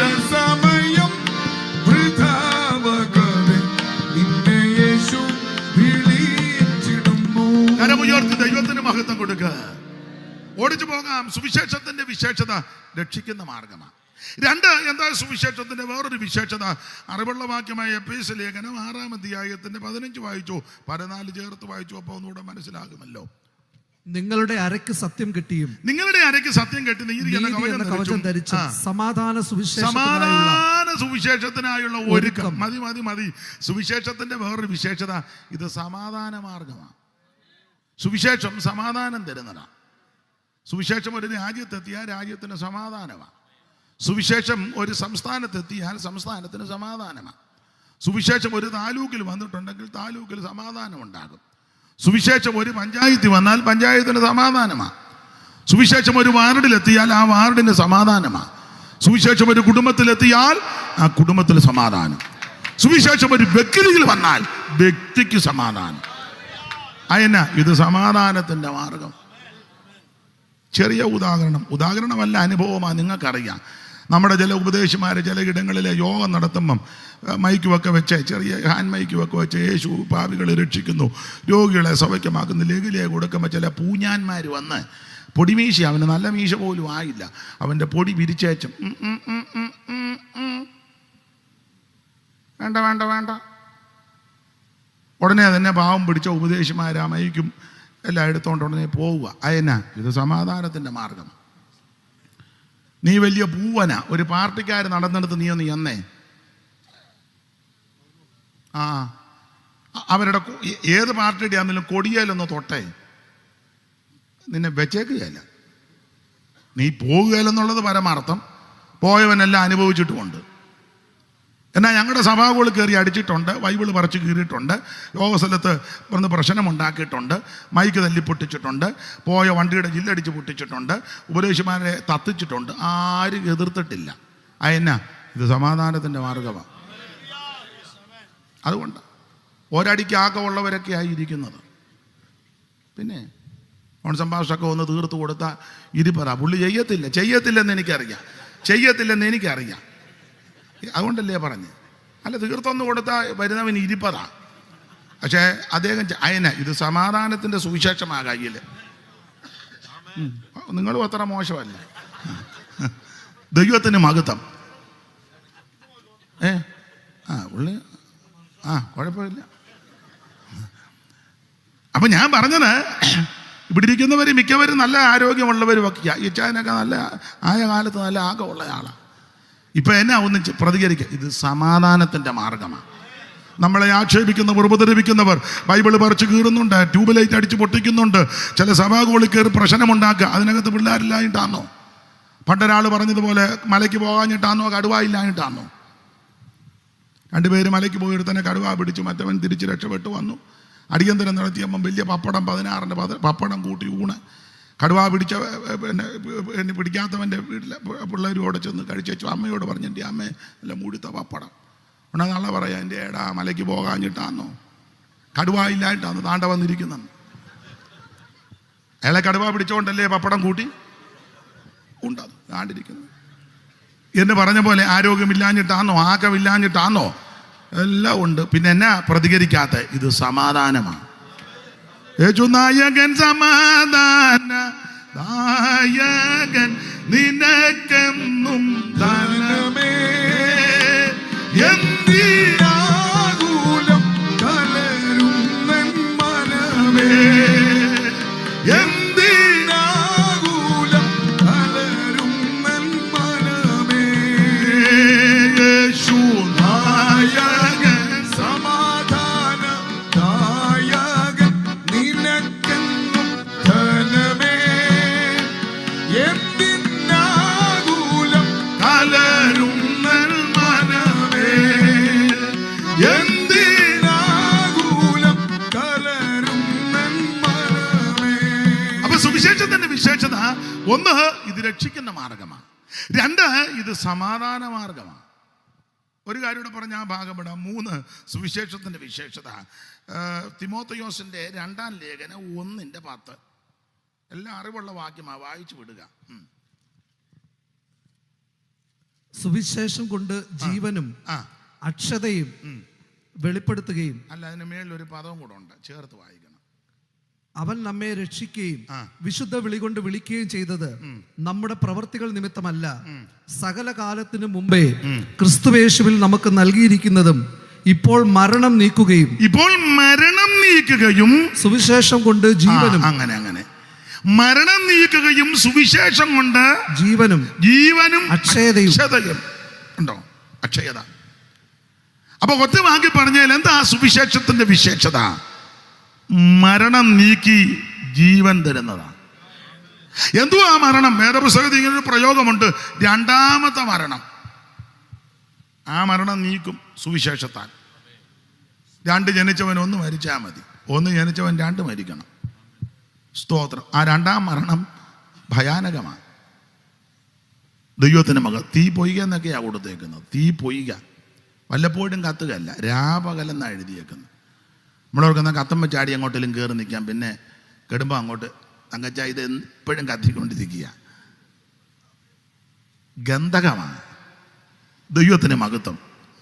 അവിടെ ധണ്ണനമാണ്. തീ പൊയ്കയെന്ന ആ തീപ്പൊയ്കയിൽ നിന്ന് നിന്നെ രക്ഷിക്കുന്ന മാർഗമാ സുവിശേഷം. സ്തോത്രം സ്തോത്രം. തീപ്പൊയ്കയിൽ നിന്ന് രക്ഷിക്കും, ജീവൻ നിനക്ക് തരും, മരണത്തിൽ നിന്ന് രക്ഷിക്കും. അതാ സുവിശേഷം. അതായി സുവിശേഷമായി ഇവിടെ മുടങ്ങിക്കൊണ്ടിരിക്കുന്നത്. അങ്ങനെയുള്ളൊരു സുവിശേഷ പുസ്തകമാണ് യെശയ്യാ പ്രവചനം. യെശയ്യാ പ്രവാചകന് കൊടുത്തിരിക്കുന്ന വിശേഷണ പദം സുവിശേഷ പ്രവാചകൻ. അതെന്താ? യേശുക്രിസ്തുവിനെ പറ്റി അടുക്കടുക്കായിട്ട് ഈ പ്രവാചകൻ പ്രവചിച്ചിരിക്കുന്നത്. യെശയ്യാ പ്രവാചകന്റെ ധാരാളം വിശേഷതകളുണ്ട്. എനിക്കത് ഇഷ്ടമാണ് പറയുന്നത്. ഒന്ന്, ഇദ്ദേഹം ഒരു പ്രവാചകനാണ്. ഇദ്ദേഹത്തിൻ്റെ ഭാര്യയും പ്രവാചകീയ. പുള്ളിയും പ്രവാചകൻ, ഭാര്യയും, രണ്ടുപേരും പ്രവചന ശുശ്രൂഷ. അതെന്തോ ഒരു അനുഗ്രഹമാണ്. ഇത് ഒരാളാണെങ്കിൽ മറ്റേ ആൾ ഇതിനെതിരാണെങ്കിൽ അതോടെ കുഴഞ്ഞ് തീർന്നു. അനേക ദൈവദാസന്മാരുടെ ശുശ്രൂഷകൾക്കെല്ലാം പിന്നണിയിൽ നിന്ന് അവരെയൊക്കെ നന്നായിട്ട് വർദ്ധിക്കുന്നത് സഹോദരിമാർ. അവരടഞ്ഞാൽ അതോടെ തീർന്നു. ദൈവത്തിന് മഹത്വം. അവർ പക്ഷേ സ്റ്റേജിലൊന്നും അധികം വിലസുന്നില്ലെന്നേ ഉള്ളൂ. അവർ താഴെ ഇരുന്ന പ്രാർത്ഥിക്കുന്നത്. അതുകൊണ്ടാണ് പലരും തിളങ്ങുന്നത്. ദൈവത്തിന് മഹത്വം. അപ്പോൾ ഇവിടെ അദ്ദേഹം പ്രവാചകൻ, സഹോദരിയും പ്രവാചകി. രണ്ട് പിള്ളേരുണ്ടായിരുന്നു. അവരും വലിയ തരക്കേടില്ല. ഒരുത്തൻ്റെ പേരാണെങ്കിൽ ചില നീളമുള്ള പേരാ, അല്ലയോ? വേറെ പുസ്തകത്തിലെ ഏറ്റവും വലിയ പേരും അങ്ങനെ തന്നെ. 8:2 വായിച്ചോ, പെട്ടെന്ന് വായിച്ചോ. അറിവുള്ള വാക്യമല്ലയോ? 8:3 വായിച്ചേ. ഞാൻ പ്രവാചകിയുടെ അടുക്കൽ ചെന്ന് അവൾ ഗർഭം ധരിച്ച് മകനെ പ്രസവിച്ചു. യഹോവ എന്നോട് അവന് മഹേർ ശലാൽ ഹാഷ്ബസ് എന്ന് പേർ വിളിക്കും. അതൊരു ഇറക്കനെ 7:3 കൂടെ വായിച്ചോ. താള് പുറകോട്ട് മറിച്ച് വെച്ച്. അപ്പോൾ യഹോവ യെശയ്യാവോട് അരുളി ചെയ്യുന്നതെന്നാൽ, നീ നിന്റെ മകൻ ഷെയാർ യാശൂബും. വേറൊരു ചെറുക്കന്, 2 പിള്ളേര്. അപ്പൊ 2 പിള്ളേരും വലിയ തരക്കേടില്ല. വാക്കുകളുടെ അർത്ഥമൊന്നും ഇപ്പൊ പറയുന്നില്ല. സഹോദരിയും അദ്ദേഹവും എല്ലാം കുടുംബമായി വേലയാണ്. ദൈവത്തിന് മഹത്വം. നല്ല ശുശ്രൂഷ. ഇന്നാളൊരു ഉപദേശി പറഞ്ഞു, ഞാൻ ചോദിച്ചു, ഇപ്പോൾ സഭയുടെ ചുമതലയുണ്ടോ? ഇതൊന്നും ഇവിടെ പൊതുവി പറയേണ്ടതില്ല, എന്നാലും പറയേണ്ടതായിട്ട് വന്നിരിക്കുക. ഇപ്പം ഇല്ല, എങ്ങുമില്ല. ഞാൻ ചോദിച്ചോ, പിള്ളേർ പറഞ്ഞ് ഇനി സഭയുടെ ചാർജ് ഒന്നും എടുക്കേണ്ടത്, പിള്ളേർ പറഞ്ഞെന്ന്. അപ്പം നേരത്തെ പിള്ളേരൊക്കെ നല്ല സെറ്റപ്പായി. പിള്ളേരുടെ ഭാഷ പറഞ്ഞാൽ അമേരിക്കയിലും കാനഡയിലും ഓസ്ട്രേലിയയും ഒക്കെ ചെന്നാൽ നല്ല സെറ്റപ്പായി. ഇപ്പം പിള്ളേർ പറഞ്ഞ് ഇനിയും പപ്പായും മമ്മി. അപ്പം ഈ പുള്ളി ഇത്രയും നാൾ വേല ചെയ്തത് പിള്ളേരെ സെറ്റപ്പാക്കാനാണ്. കാഴ്ചപ്പാടുള്ളവർക്ക് സഭ കൊടുക്കാതെ ഇവൻ കടന്നു പിടിച്ച് ഇതിനകത്ത് കയറി അടക്കോടി ഇരിക്കും പോലെ സെൻട്രൽ പാസ്റ്റേയും 2-3 അടിച്ച്, കേന്ദ്രത്തെയും 2-3 അടിച്ച്, ഇവൻ വലിയ സഭയെല്ലാം പിടിച്ചേച്ച്. ഇപ്പം പിള്ളേർ പറഞ്ഞ്, നിങ്ങൾക്ക് മനസ്സിലാകുന്നില്ലേ? കാണുമായിരിക്കൊന്നും വെളിപ്പെടാത്ത കൊണ്ടാണ്. ആർക്കറിയാം? ഇതൊക്കെ അണ്ടിയോടെടുക്കുമ്പോൾ ആ മാങ്ങായുടെ പുളി അറിയുന്നത്. ദൈവത്തിന് മകത്ത് എവിടെ ഇല്ലാത്ത എല്ലായിടത്തും ഉണ്ട്. പിന്നെ പാസ്റ്ററെ പേടിച്ചെല്ലാം പമ്മിയിരിക്കുക. ദൈവത്തെ പഠിച്ചിട്ടൊന്നുമല്ല. ദൈവത്തിന് മകത്തും. ഞാൻ 100 തെളിവ് തരാം. പിള്ളേരെ സെറ്റപ്പാക്കാനല്ല ശുശ്രൂഷ. ഇന്നാളൊരാൾ പറഞ്ഞ്, പിള്ളേരൊരു കര പറ്റിയിട്ട് ഞാൻ ഇതെല്ലാം അങ്ങ് നിർത്തുമെന്ന്. അങ്ങനെയുള്ള ധാരാളം എണ്ണമുണ്ട്. സാർ ഇവരെ കണ്ടുകൊണ്ടൊരു പാട്ടെഴുതി, അത് പാടിയേക്കാം. വേല വേല എന്ന് ചൊല്ലി വേലിയില്ല സ്ഥലം പോലെ, വേല വേല എന്നു ചൊല്ലി വേലിയില്ല പോലെ, നാലുപാട് തുറന്നുള്ള ജാല സുവിശേഷകരെ, നാലുപാട് തുറന്നുള്ള ജാല സുവിശേഷകരെ കൊണ്ടുവാ നീ പാപികൾ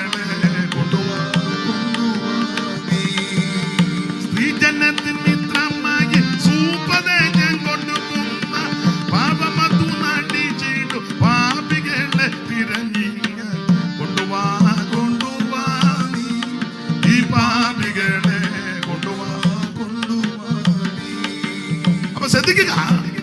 എന്നാൽ ഈ കുടുംബം, അദ്ദേഹം പ്രവാചകൻ, ഭാര്യ പ്രവാചകൻ, 2 പിള്ളേര്. മാത്രമാണോ യെശയ്യാ പ്രവാചകന്റെ വേറൊരു വിശേഷത, ഇദ്ദേഹത്തിന്റെ ശുശ്രൂഷ. ഞാൻ എപ്പോഴും പറയും, ഈ ശുശ്രൂഷ വളരെ ബുദ്ധിമുട്ട് പിടിച്ച കാലത്താണ്.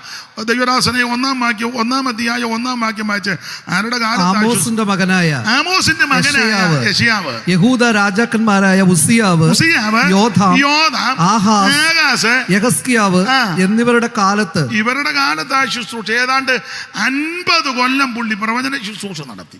50 കൊല്ലം. അത് ചെറിയ കാര്യമാണോ?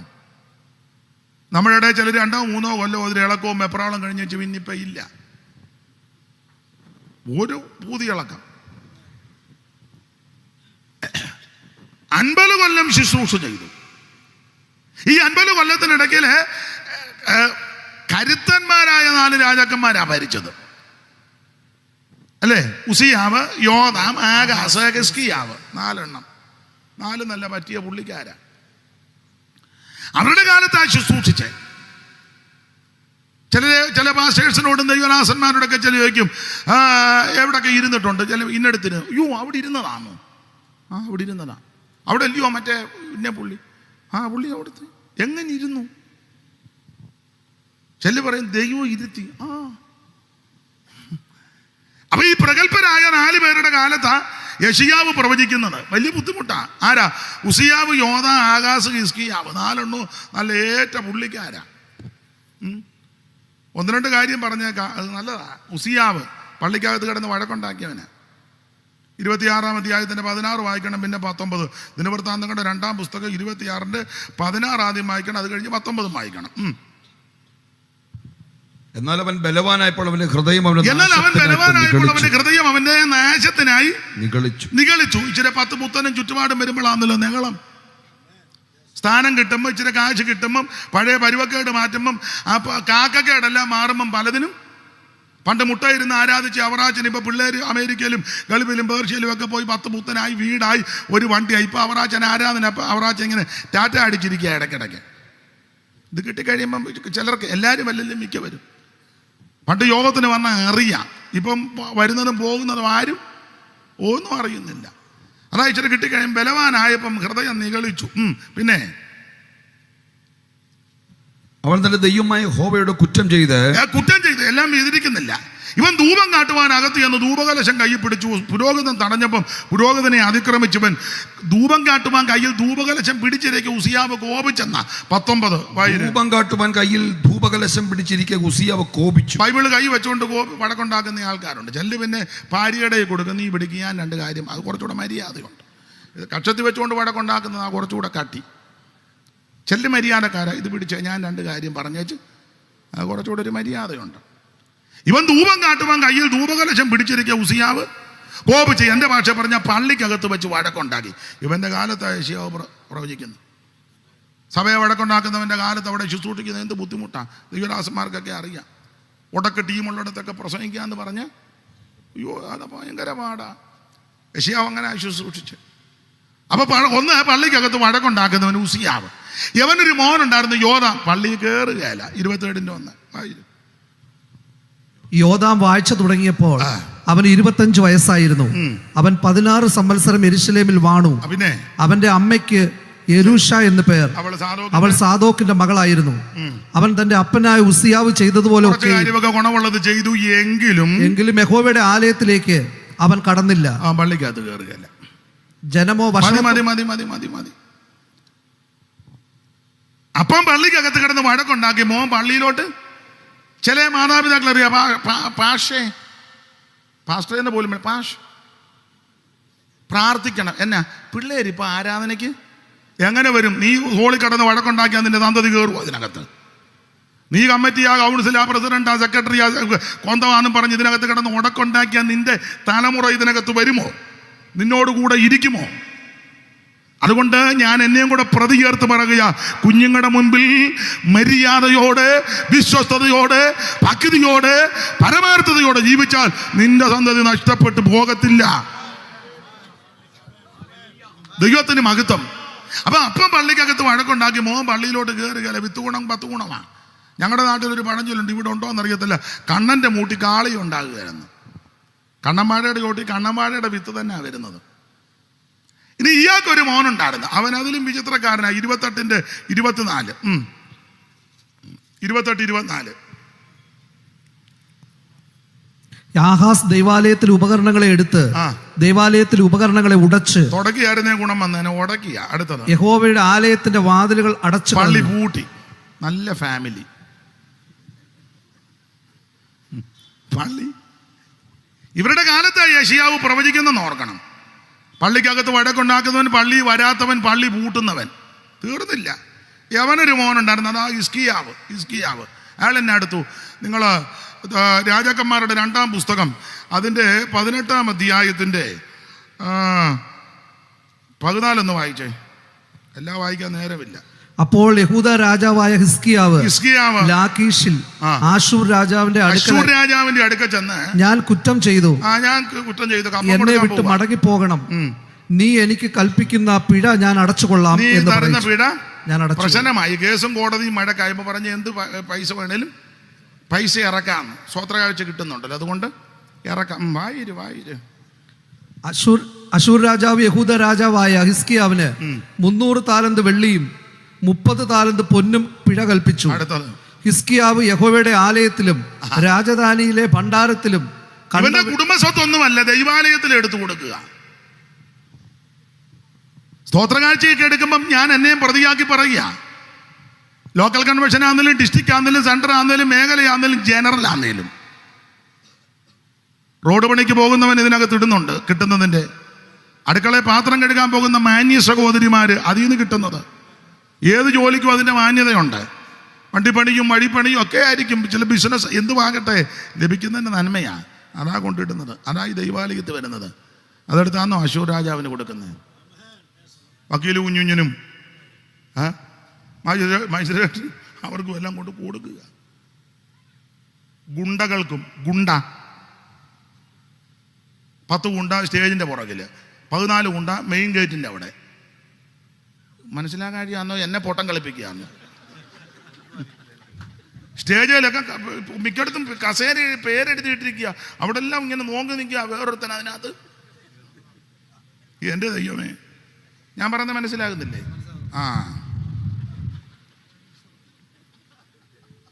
ദൈവത്തിന് മഹത്വം.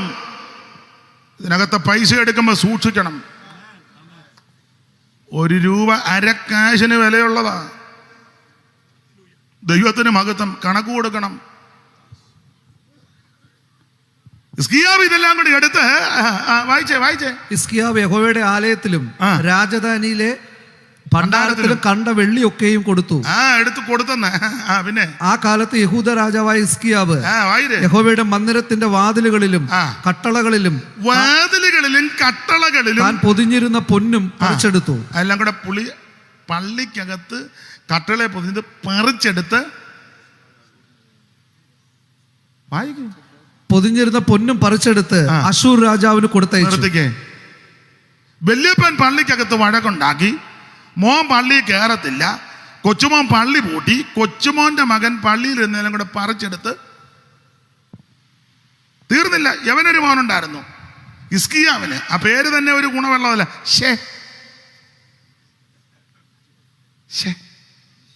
മന്നേശേ. പേര് കേൾക്കുമ്പോൾ അറിയാം ആള്. 21 വായിച്ച 21:1 ഇപ്പൊ തന്നെ വായിച്ച അധ്യായത്തിന്റെ വായിച്ച പുസ്തകം ഒത്തിരി വായിച്ചു തുടങ്ങിയപ്പോൾ അവന് 12 വയസ്സായിരുന്നു. എന്തിനാ ഒത്തിരി പ്രായം? ഇത് 12 തന്നെ അധികമാ. ചില ഈ കൊച്ചുങ്ങളൊക്കെ ചിമിഴ് പോലെ എന്നാ ബുദ്ധിയാന്നറിയാം ഇതിനൊക്കെ. നമ്മളോർക്കും കുഞ്ഞാണ്. അവൻ കുഞ്ഞാ, പക്ഷെ ഇതുപോലെ. പിന്നെ മനേഷേ അവൻ ചെയ്തത് 7-ാം വാക്യം വായിര്. ഈ ആലയത്തിലും ഇസ്രായേലിലെ സകല ഗോത്രങ്ങളിൽ നിന്നും ഞാൻ തെരഞ്ഞെടുത്തിരിക്കുന്ന യെരൂശലേമിലും ഞാൻ എന്റെ നാമം എന്നേക്കും സ്ഥാപിക്കും എന്ന് യഹോവ ദാവീദിനോടും അവന്റെ മകനായ ശലോമോനോടും അരുളി ചെയ്ത ആലയത്തിൽ, അരുളി ചെയ്ത ദൈവാലയത്തിൽ താൻ ഉണ്ടാക്കിയ അശേര പ്രതിഷ്ഠ അവൻ പ്രതിഷ്ഠിച്ചു. അങ്ങനുണ്ട്. മനേശേ ഇവനുണ്ടാക്കിയ അശേര പ്രതിഷ്ഠകളെ പള്ളിക്കകത്ത് കൊണ്ടുവന്ന് പ്രതിഷ്ഠിച്ചു. ഞാനിപ്പോ 5 തലമുറയുടെ കാര്യമാണ് പറഞ്ഞ്. 5 തലമുറ. പെന്തിക്കോസ് ചിലരൊക്കെ വലിയ കീർവാണം അടിക്കും, ഞങ്ങൾ 5ാം തലമുറയാണ്, ഗ്ലോറി. പിന്നെ നല്ല തലമുറയുണ്ട്, അവരെ അഭിനന്ദിക്കുന്നു, വലിയ വീരസ്യമാണ് പറയുന്നത്. ഞങ്ങൾ ഇവിടുത്തെ ഇപ്പോഴത്തെ 5ാം തലമുറ, 5 തലമുറ. 1ാം തലമുറ പള്ളിക്കകത്ത് വഴക്കുണ്ടാക്കി, 2ാം തലമുറ പള്ളി കയറുകയല്ല, 3ാം തലമുറ പള്ളി പൂട്ടി, 4ാം തലമുറ പള്ളികളെല്ലാം കൂടെ പറിച്ച് ശത്രുവിന് കൊടുത്തു, 5ാം തലമുറ പള്ളിക്കകത്ത് കൊണ്ട് ആശേരയും സ്ഥാപിച്ചു. 5ാം തലമുറ വന്നപ്പം പിതാക്കന്മാരും വചനമൊക്കെ ഉപേക്ഷിച്ചത് പള്ളിക്കകത്ത് കൊണ്ട് ഇപ്പോൾ സ്ഥാപിച്ചുകൊണ്ടിരിക്കുക. മിണ്ടാൻ പറ്റുമോ? എതിർക്കാൻ പറ്റുമോ? കാശും കസേരയും എല്ലാം അവരുടെ കയ്യിലാണ്, മിണ്ടാൻ പറ്റുമോ? നമ്മൾ വല്ലതും മിണ്ടിയ ഉടനെ ട്രാൻസ്ഫർ അട്ടപ്പാടിക്ക്, അല്ലെ എല്ലാവരോടും കൂടി അവനെ എഴുതി കൊല്ലും, അല്ലേ അവനെ പ്രസംഗിച്ചു കൊല്ലും. ഇപ്പം നിങ്ങൾ ചെല്ലി ചിന്തിക്കുക, ഇയാളെ വിളിച്ചത് വയ്യാവേലി ആയല്ലോ എന്ന്. ഒരു വയ്യാവേലിയില്ല, നമ്മളെക്കാൾ നന്നായിട്ട് മറ്റുള്ളവർക്കറിയാം. ഒരു കാര്യം, ഇതിൻ്റെ നടുവിലും പ്രാർത്ഥിക്കുന്ന ജീവിക്കുന്ന ചിലരുണ്ട്. അത് പറയാനാണ് ഞാനീ വന്നത്. ഇതിൻ്റെ നടുവിലും പ്രാർത്ഥിക്കുന്ന ജീവിക്കുന്ന ഭക്തന്മാരുണ്ട്, അവരെ ഓർത്തായി ഇത് നിർത്തിയിരിക്കുന്നത്. അപ്പൊ ഈ രാജാക്കന്മാരുടെ കാലത്ത് യെശയ്യാവ് ശുശ്രൂഷ ചെയ്തത്, പള്ളി വടക്കുണ്ടാക്കുന്നവൻ, പള്ളി പൂട്ടുന്നവൻ, പള്ളി കയറാത്തവൻ, പള്ളിയിലെ സാധനം വിൽക്കുന്നവൻ, പള്ളിക്കകത്ത് ബിംബത്തെ കൊണ്ട് പ്രതിഷ്ഠിക്കും. ഇവന്മാരുടെ കാലത്ത് യെശയ്യാവ് പ്രവചിച്ചു, പ്രവചനത്തിന് ഭംഗമൊന്നും വന്നില്ല, ശുശ്രൂഷ മുടക്കിയില്ല, കൂട്ടായ്മ മുടക്കി, എൻ്റെ ഭാഷയാ, കൂട്ടായ്മ ആരാധന ഒന്നും മുടക്കിയില്ല. അതെന്നാ യെശയ്യാവ് ഇങ്ങനെ ശുശ്രൂഷിക്കാൻ കാര്യം? വേറെ പുസ്തകം പഠിപ്പിക്കുന്നത്, ഈ പള്ളി പൂട്ടുന്നവനും പള്ളിക്കകത്ത് വഴക്കുണ്ടാക്കുന്നവനും പള്ളി പ്രശ്നം ഉണ്ടാക്കുന്നവനും ഇവരുടെ എല്ലാം കാലത്ത് യെശയ്യാവ് ഇങ്ങനെ ശുശ്രൂഷ ചെയ്യാൻ കാര്യം പണത്തിൻ്റെ കൊഴുപ്പോ കസേരയുടെ വലിപ്പമോ രാഷ്ട്രീയ ബലം കൊണ്ടൊന്നുമല്ല. യെശയ്യാവ് യേശുക്രിസ്തുവിനെ കണ്ടു. യോഹന്നാന്റെ സുവിശേഷം 14-ാം അധ്യായത്തിന്റെ 20, 21 തിരുവെടുത്തൊന്ന് വായിച്ച്, ഒരു പ്രയോഗം ഇവിടെ കൊടുത്തിട്ടുണ്ട്, വായിച്ച്. യോഹന്നാന്റെ സുവിശേഷം 14-ന്റെ 12-ന്റെ 20, 21 ഒന്ന് വായിച്ചേ. പെരുന്നാളിൽ നമസ്കരിപ്പാൻ വന്നവരിൽ 40-41 12-ന്റെ അവർ കണ്ണുകൊണ്ട് കാണുകയോ ഹൃദയം കൊണ്ട് ഗ്രഹിക്കുകയോ മനം തിരിയുകയോ താൻ അവരെ സൗഖ്യമാക്കിയോ ചെയ്യാതിരിക്കേണ്ടതിന്. അത് യെശയ്യാ പ്രവചനം 9-ലെ വാക്യങ്ങൾ കോട്ട് ചെയ്ത് പറയും, ഇൻവെർട്ടർ കോമായിട്ടേക്കുന്നത്. അടുത്ത പദം ചേർന്ന് വായിച്ചു. അവരെ സൗഖ്യമാക്കിയോ ചെയ്യാതിരിക്കേണ്ടതിന് അവരുടെ കണ്ണ് അവൻ കുരുടാക്കി, അടുത്തത് ഹൃദയം തടിപ്പിച്ചിരിക്കുന്നു. അടുത്തത് യെശയ്യാവ് അവന്റെ തേജസ് കണ്ടു. അവനെ കുറിച്ച് മതി. യേശുക്രിസ്തുവിന്റെ തേജസ് യെശയ്യാവ് കണ്ടു. പള്ളിക്കകത്ത് വഴക്കുണ്ടാക്കുന്നവൻ പള്ളി വഴക്കുണ്ടാക്കുമ്പോൾ യെശയ്യാവ് വഴക്കല്ല ശ്രദ്ധിക്കുന്നത്, യേശുവിന്റെ തേജസ്സാണ്. ഇന്ന് രാത്രി ഞാൻ ബെന്തിക്കോസുകാരോടും എല്ലാ കോസുകാരോടും പറയാം, പള്ളി വഴക്കുണ്ടാക്കുന്നവൻ കാണും, പള്ളിക്കകത്ത് പ്രശ്നം ഉണ്ടാക്കുന്ന നീ അത് നോക്കണ്ട, നീ അവന്റെ പുറകെ പോകണ്ട, അതിന് അഭിപ്രായവും പറയണ്ട. ഞാനും നീയും യേശുവിന്റെ തേജസ് കാണണം. പള്ളി വരാത്തവർ കാണും, പള്ളി കയറാത്തവർ കാണും, പള്ളി പൂട്ടുന്നവർ കാണും.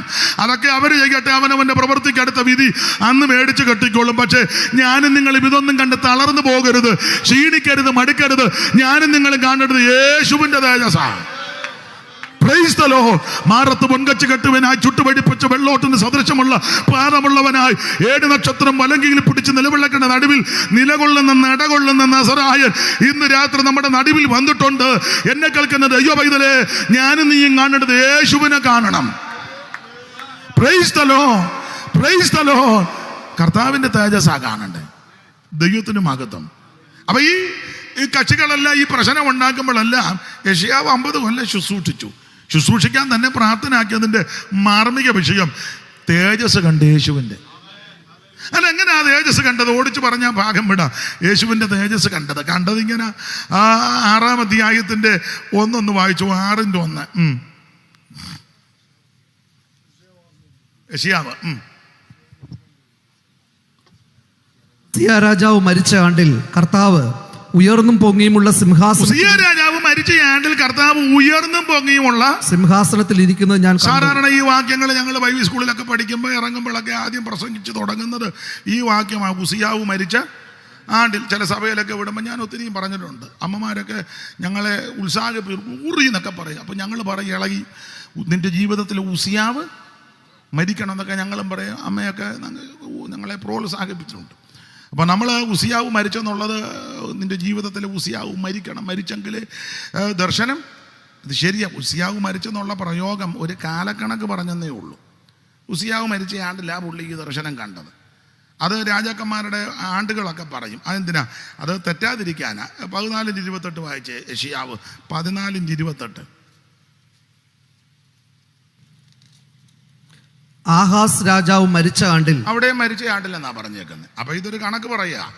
ഇവിടെ ഉസിയാവ് മരിച്ചു, അവിടെ ആകാശ് എന്ന് പറഞ്ഞാൽ തർക്കം വരാതിരിക്കരുത്. ഇന്ന ആടെ കാലത്തായി ശുശ്രൂഷ ചെയ്തെന്ന. അപ്പൊ എന്തായാലും ഇനി മറുവശം, ഉസിയാവ് മരിച്ച ആണ്ടിൽ കർത്താവ് ഉയർന്നും പൊങ്ങിയുമുള്ള സിംഹാസനത്തിരിക്കുന്നത് യെശയ്യാവ് കണ്ടു. യോഹന്നാന്റെ സുവിശേഷത്തിൽ അവിടുത്തെ തേജസ് കണ്ടെന്ന എന്ന് പറഞ്ഞാൽ ഇവര് ഫസ്കസിനുമൊക്കെയാ ബന്ധുക്കാരാ. യെശയ്യാവും ഉസിയാവും ഇവരെല്ലാം രാജകുടുംബത്തിൽപ്പെട്ടവരാ, റോയൽ ഫാമിലിയാ. അപ്പോൾ ഇവർ ബന്ധുക്കളുമാണ്. അപ്പം അതുകൊണ്ട് ഉസിയാവ് മരിച്ചപ്പോൾ യെശയ്യാവിന് ഹൃദയവേദന വന്നെന്ന. ആള് ചില വഴക്കും പുക്കാറുമൊക്കെ ഉണ്ടെങ്കിലും ചില കാര്യമൊക്കെ ഗുണമുള്ള കാര്യമൊക്കെ ചെയ്യുന്നുണ്ട്. നമ്മൾ പറയലേ, വേവിച്ചരിച്ചിട്ട് കുടിക്കുമെങ്കിലും യോഗം മുടക്കുകയല്ല. ചരിച്ചിട്ട് കുടിക്കുമെന്നുള്ളൂ, എന്നാലും പിന്നെ അങ്ങനെ ചില ഗുണങ്ങളുണ്ട്. അകമാമേച്ചിട്ട് നുണയും കൊതിയും പറഞ്ഞാലും ആത്മാവിലാകും. അപ്പം അങ്ങനെ ചില ഗുണങ്ങളൊക്കെ ഉണ്ട്.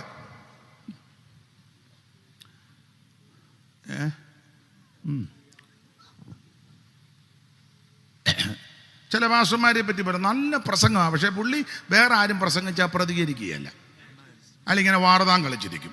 ആ കാര്യത്തിൽ ഞാൻ ജോൺസൺ പാസ്റ്ററെ ബഹുമാനിക്കുക. ഞാൻ ചിലപ്പോൾ ലൈവൊക്കെ കാണും. ദൈവദാസന്മാർ ശുശ്രൂഷ അങ്ങനെ വേണം. ചിലക്കുണ്ട് മറ്റൊരാൾ പ്രസംഗിക്കുമ്പോൾ പ്രതികരിക്കുകയല്ല. ഇവരെടുന്നൊക്കെ എല്ലാവരും ഇങ്ങനെ 66 കവിയെ പിടിച്ച പോലെ ഇരിക്കണം.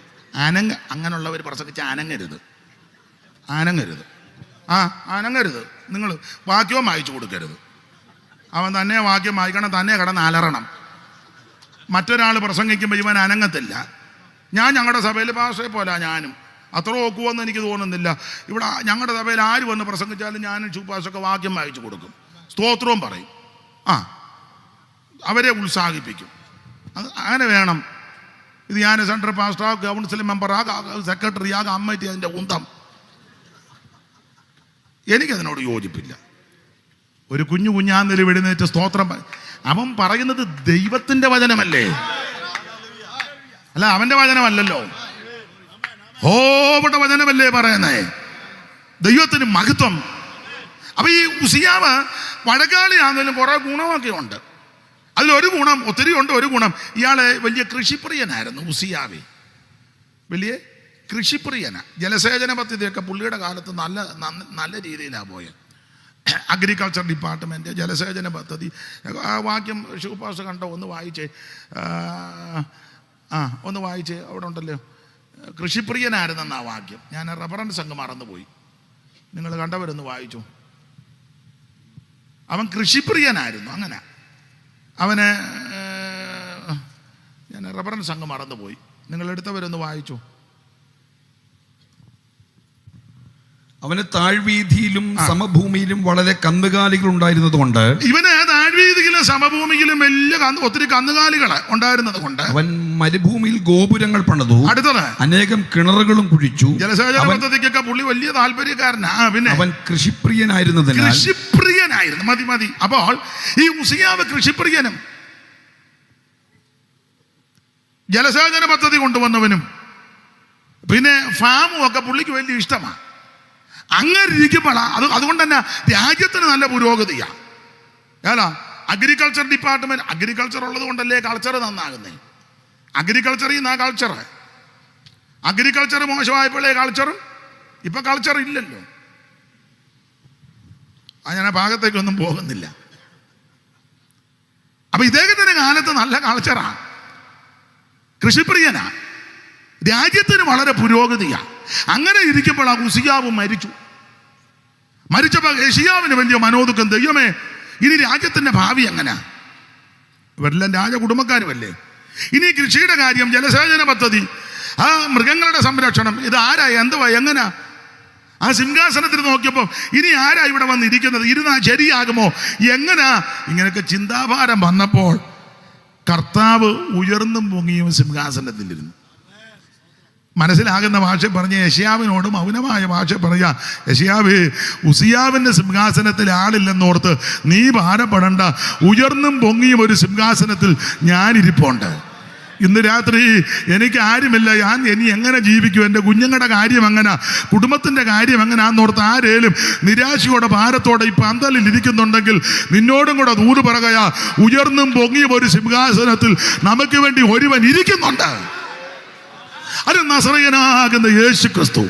കർത്താവ് ഉയർന്നും പൊങ്ങിയുമുള്ള സിംഹാസനം. ഇത് യെശയ്യാവ് കണ്ടു. യോഹന്നാന്റെ സുവിശേഷത്തിൽ വായിക്കുന്ന തേജസ് കണ്ടെന്ന. അപ്പൊ എന്താ കണ്ടത്? ഇവിടെ 6-ാം അധ്യായത്തിൽ ഒരു സിംഹാസനം കാണുന്നു. കർത്താവ് ഉയർന്നും പൊങ്ങിയും ഒരു സിംഹാസനം. ഇനി 53-ാം അധ്യായത്തിന്റെ 7-ാം വാക്യം വായിച്ചു. അവിടെ എന്തുവാ കാണുന്നത്? യെശയ്യാവ് 53:7. പെട്ടെന്ന് തന്നെത്താൻ താഴ്ത്തി വായെ തുറക്കാതെ ഇരുന്നിട്ടും അവൻ പീഡിപ്പിക്കപ്പെട്ടു. അടുത്തത് കൊല്ലുവാൻ കൊണ്ടുപോകുന്ന കുഞ്ഞാടിനെ പോലെയും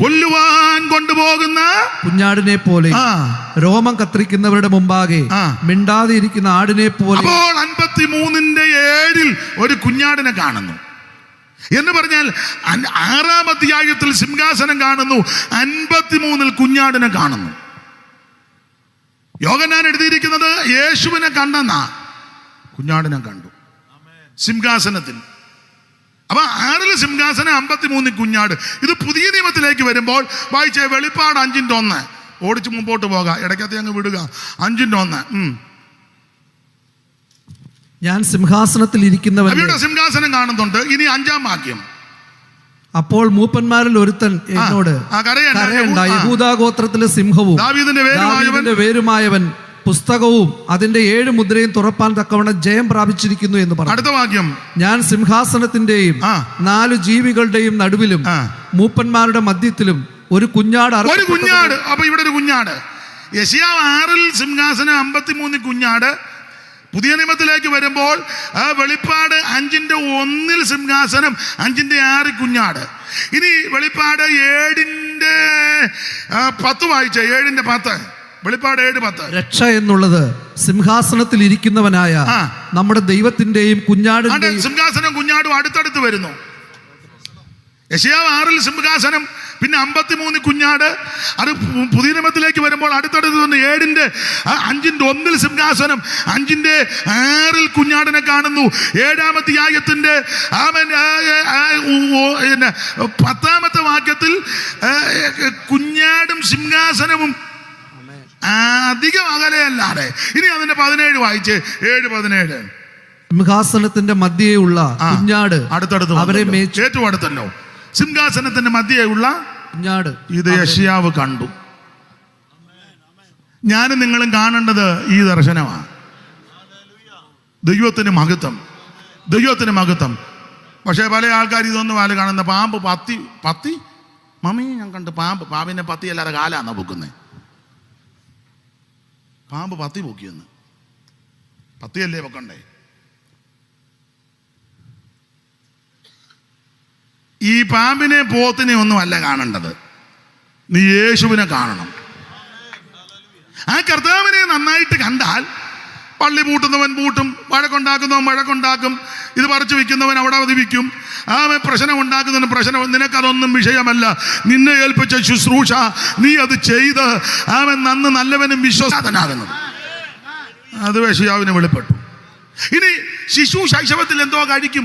7:14 വൈര്.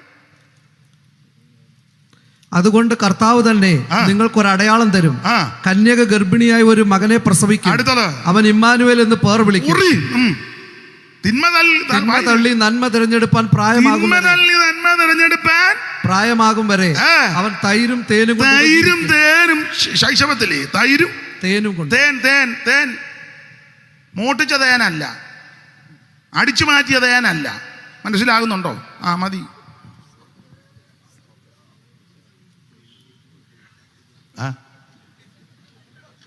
അപ്പുറത്തെ വീട്ടുകാരുടെ കുപ്പിക്കകത്തെ ചില്ലുകുപ്പിക്കകത്തിരുന്ന തേന് അടിച്ചു മാറ്റി കഴിച്ചെന്നല്ല ഈ പറഞ്ഞത്. ശൈശവത്തിൽ അവൻ തൈരും തേനും അവൻ എന്തോ ഭക്ഷിക്കും. അതും വെളിപ്പെട്ടു. തീർന്നില്ല, ഒത്തിരി കാര്യമുണ്ട് എല്ലാം പറയാൻ. ദൈവത്തിന് നേരമില്ലല്ലോ. കർത്താവിന് മഹത്വം. സമയമൊക്കെ പറഞ്ഞതുകൊണ്ട് ഞാൻ അങ്ങ് അടങ്ങുക. എനിക്ക് ഈ വിഷയമൊക്കെ എൻ്റെ ശൈലി അനുസരിച്ച് പറയണമെങ്കിൽ ഒരു 2-2.5 മണിക്കൂറെങ്കിലും വേണം. അത് കുറ്റമായിട്ടല്ല പറഞ്ഞത്, ഉണ്ടല്ലോ ഓരോ രീതി. ദൈവം എന്നാലും നിങ്ങൾ കേട്ടിരിക്കുന്നല്ലോ, വലിയ കാര്യം. ദൈവത്തിന് മഹത്വം. അപ്പോൾ ഈ ശിശുവിൻ്റെ വിശേഷത, ദൈവത്തിന് മഹത്വം. എങ്ങനെ ജനിക്കും? കന്യകാസൂനുമായി ജനിക്കുന്ന ശിശുവിന്റെ വിശേഷത, അത്ഭുതമന്ത്രി, വീരനാം ദൈവം, നിത്യപിതാവ്, സമാധാന പ്രഭു. ഏത് കുടുംബത്തിൽ നിന്ന്? ഈശോയുടെ കുടുംബത്തിൽ നിന്ന്.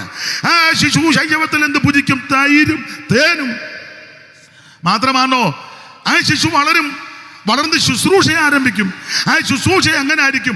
9:1 വായിര്. 9:1. എന്നാൽ കഷ്ടതയിൽ ഇരുന്ന ദേശത്തിന് തിമിരം നിൽക്കയില്ല. അടുത്തത്, പണ്ട് അവൻ സെബലൂൻ ദേശത്തിന് നഫ്താലി ദേശത്തിന് ഹീനത വരുത്തിയെങ്കിലും പിന്നത്തേതിൽ അവൻ കടൽ വഴിയായി യോർദാൻ അക്കരെയുള്ള ജാതികളുടെ മണ്ഡലത്തിന് മഹത്വം വരുത്തി എന്ന് പറഞ്ഞാൽ ആദ്യത്തെ ശുശ്രൂഷ ഗലീലയിലായിരിക്കുമെന്ന് അതും വെളിപ്പെട്ടു. അതിന് ഗലീലക്കാർക്ക് ആർക്കും വലിയ താല്പര്യമില്ല.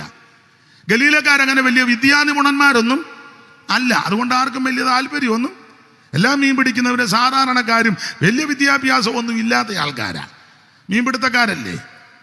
അതിൻ്റെതായ പണ്ട് ഞാനൊരു സഭയിൽ ചെന്നപ്പോൾ ഒരു അമ്മയോട് ചോദിച്ചു, അമ്മ ഇവർ നിങ്ങളുടെ സഭയിലാണോ? ആ, ഞങ്ങളുടെ സഭയിലാണ്. ഉടനെ ഈ തള്ള എന്നോട് പറയാ, മറ്റേ കൂട്ടരാ.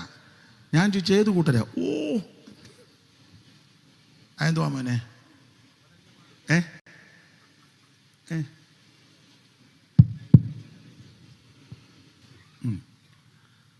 അപ്പൊ ശ്രദ്ധിക്കുക, ഈ തള്ള പറഞ്ഞതാ മറ്റേ കൂട്ടരാന്ന്. ഞാൻ ചോദിച്ചു, അതാരാ? അപ്പം അവർ പറഞ്ഞത് അതുപോലെ പറയാം കേട്ടോ, ക്ഷമിക്കണേ, ഞാനങ്ങ് ക്ഷമ ചോദിക്കുക. പന്നത്തള്ളയ്ക്ക് ബോധമില്ലാതെ പറഞ്ഞേന്. അവർ പറയാ മരക്കാന്മാരാന്ന്. നാളുകൾ കഴിഞ്ഞപ്പം വെള്ളം പൊങ്ങിയപ്പം ആ കടൽ തീരത്തുള്ള മാന്യ സഹോദരന്മാർ, ഏതാ കൊല്ലംകാരൊക്കെ, വള്ളം കൊണ്ടുവന്ന് ഈ പേ പിടിച്ച പന്നത്തള്ളേനെ വള്ളത്തേലിട്ട് രക്ഷപ്പെടുത്തി.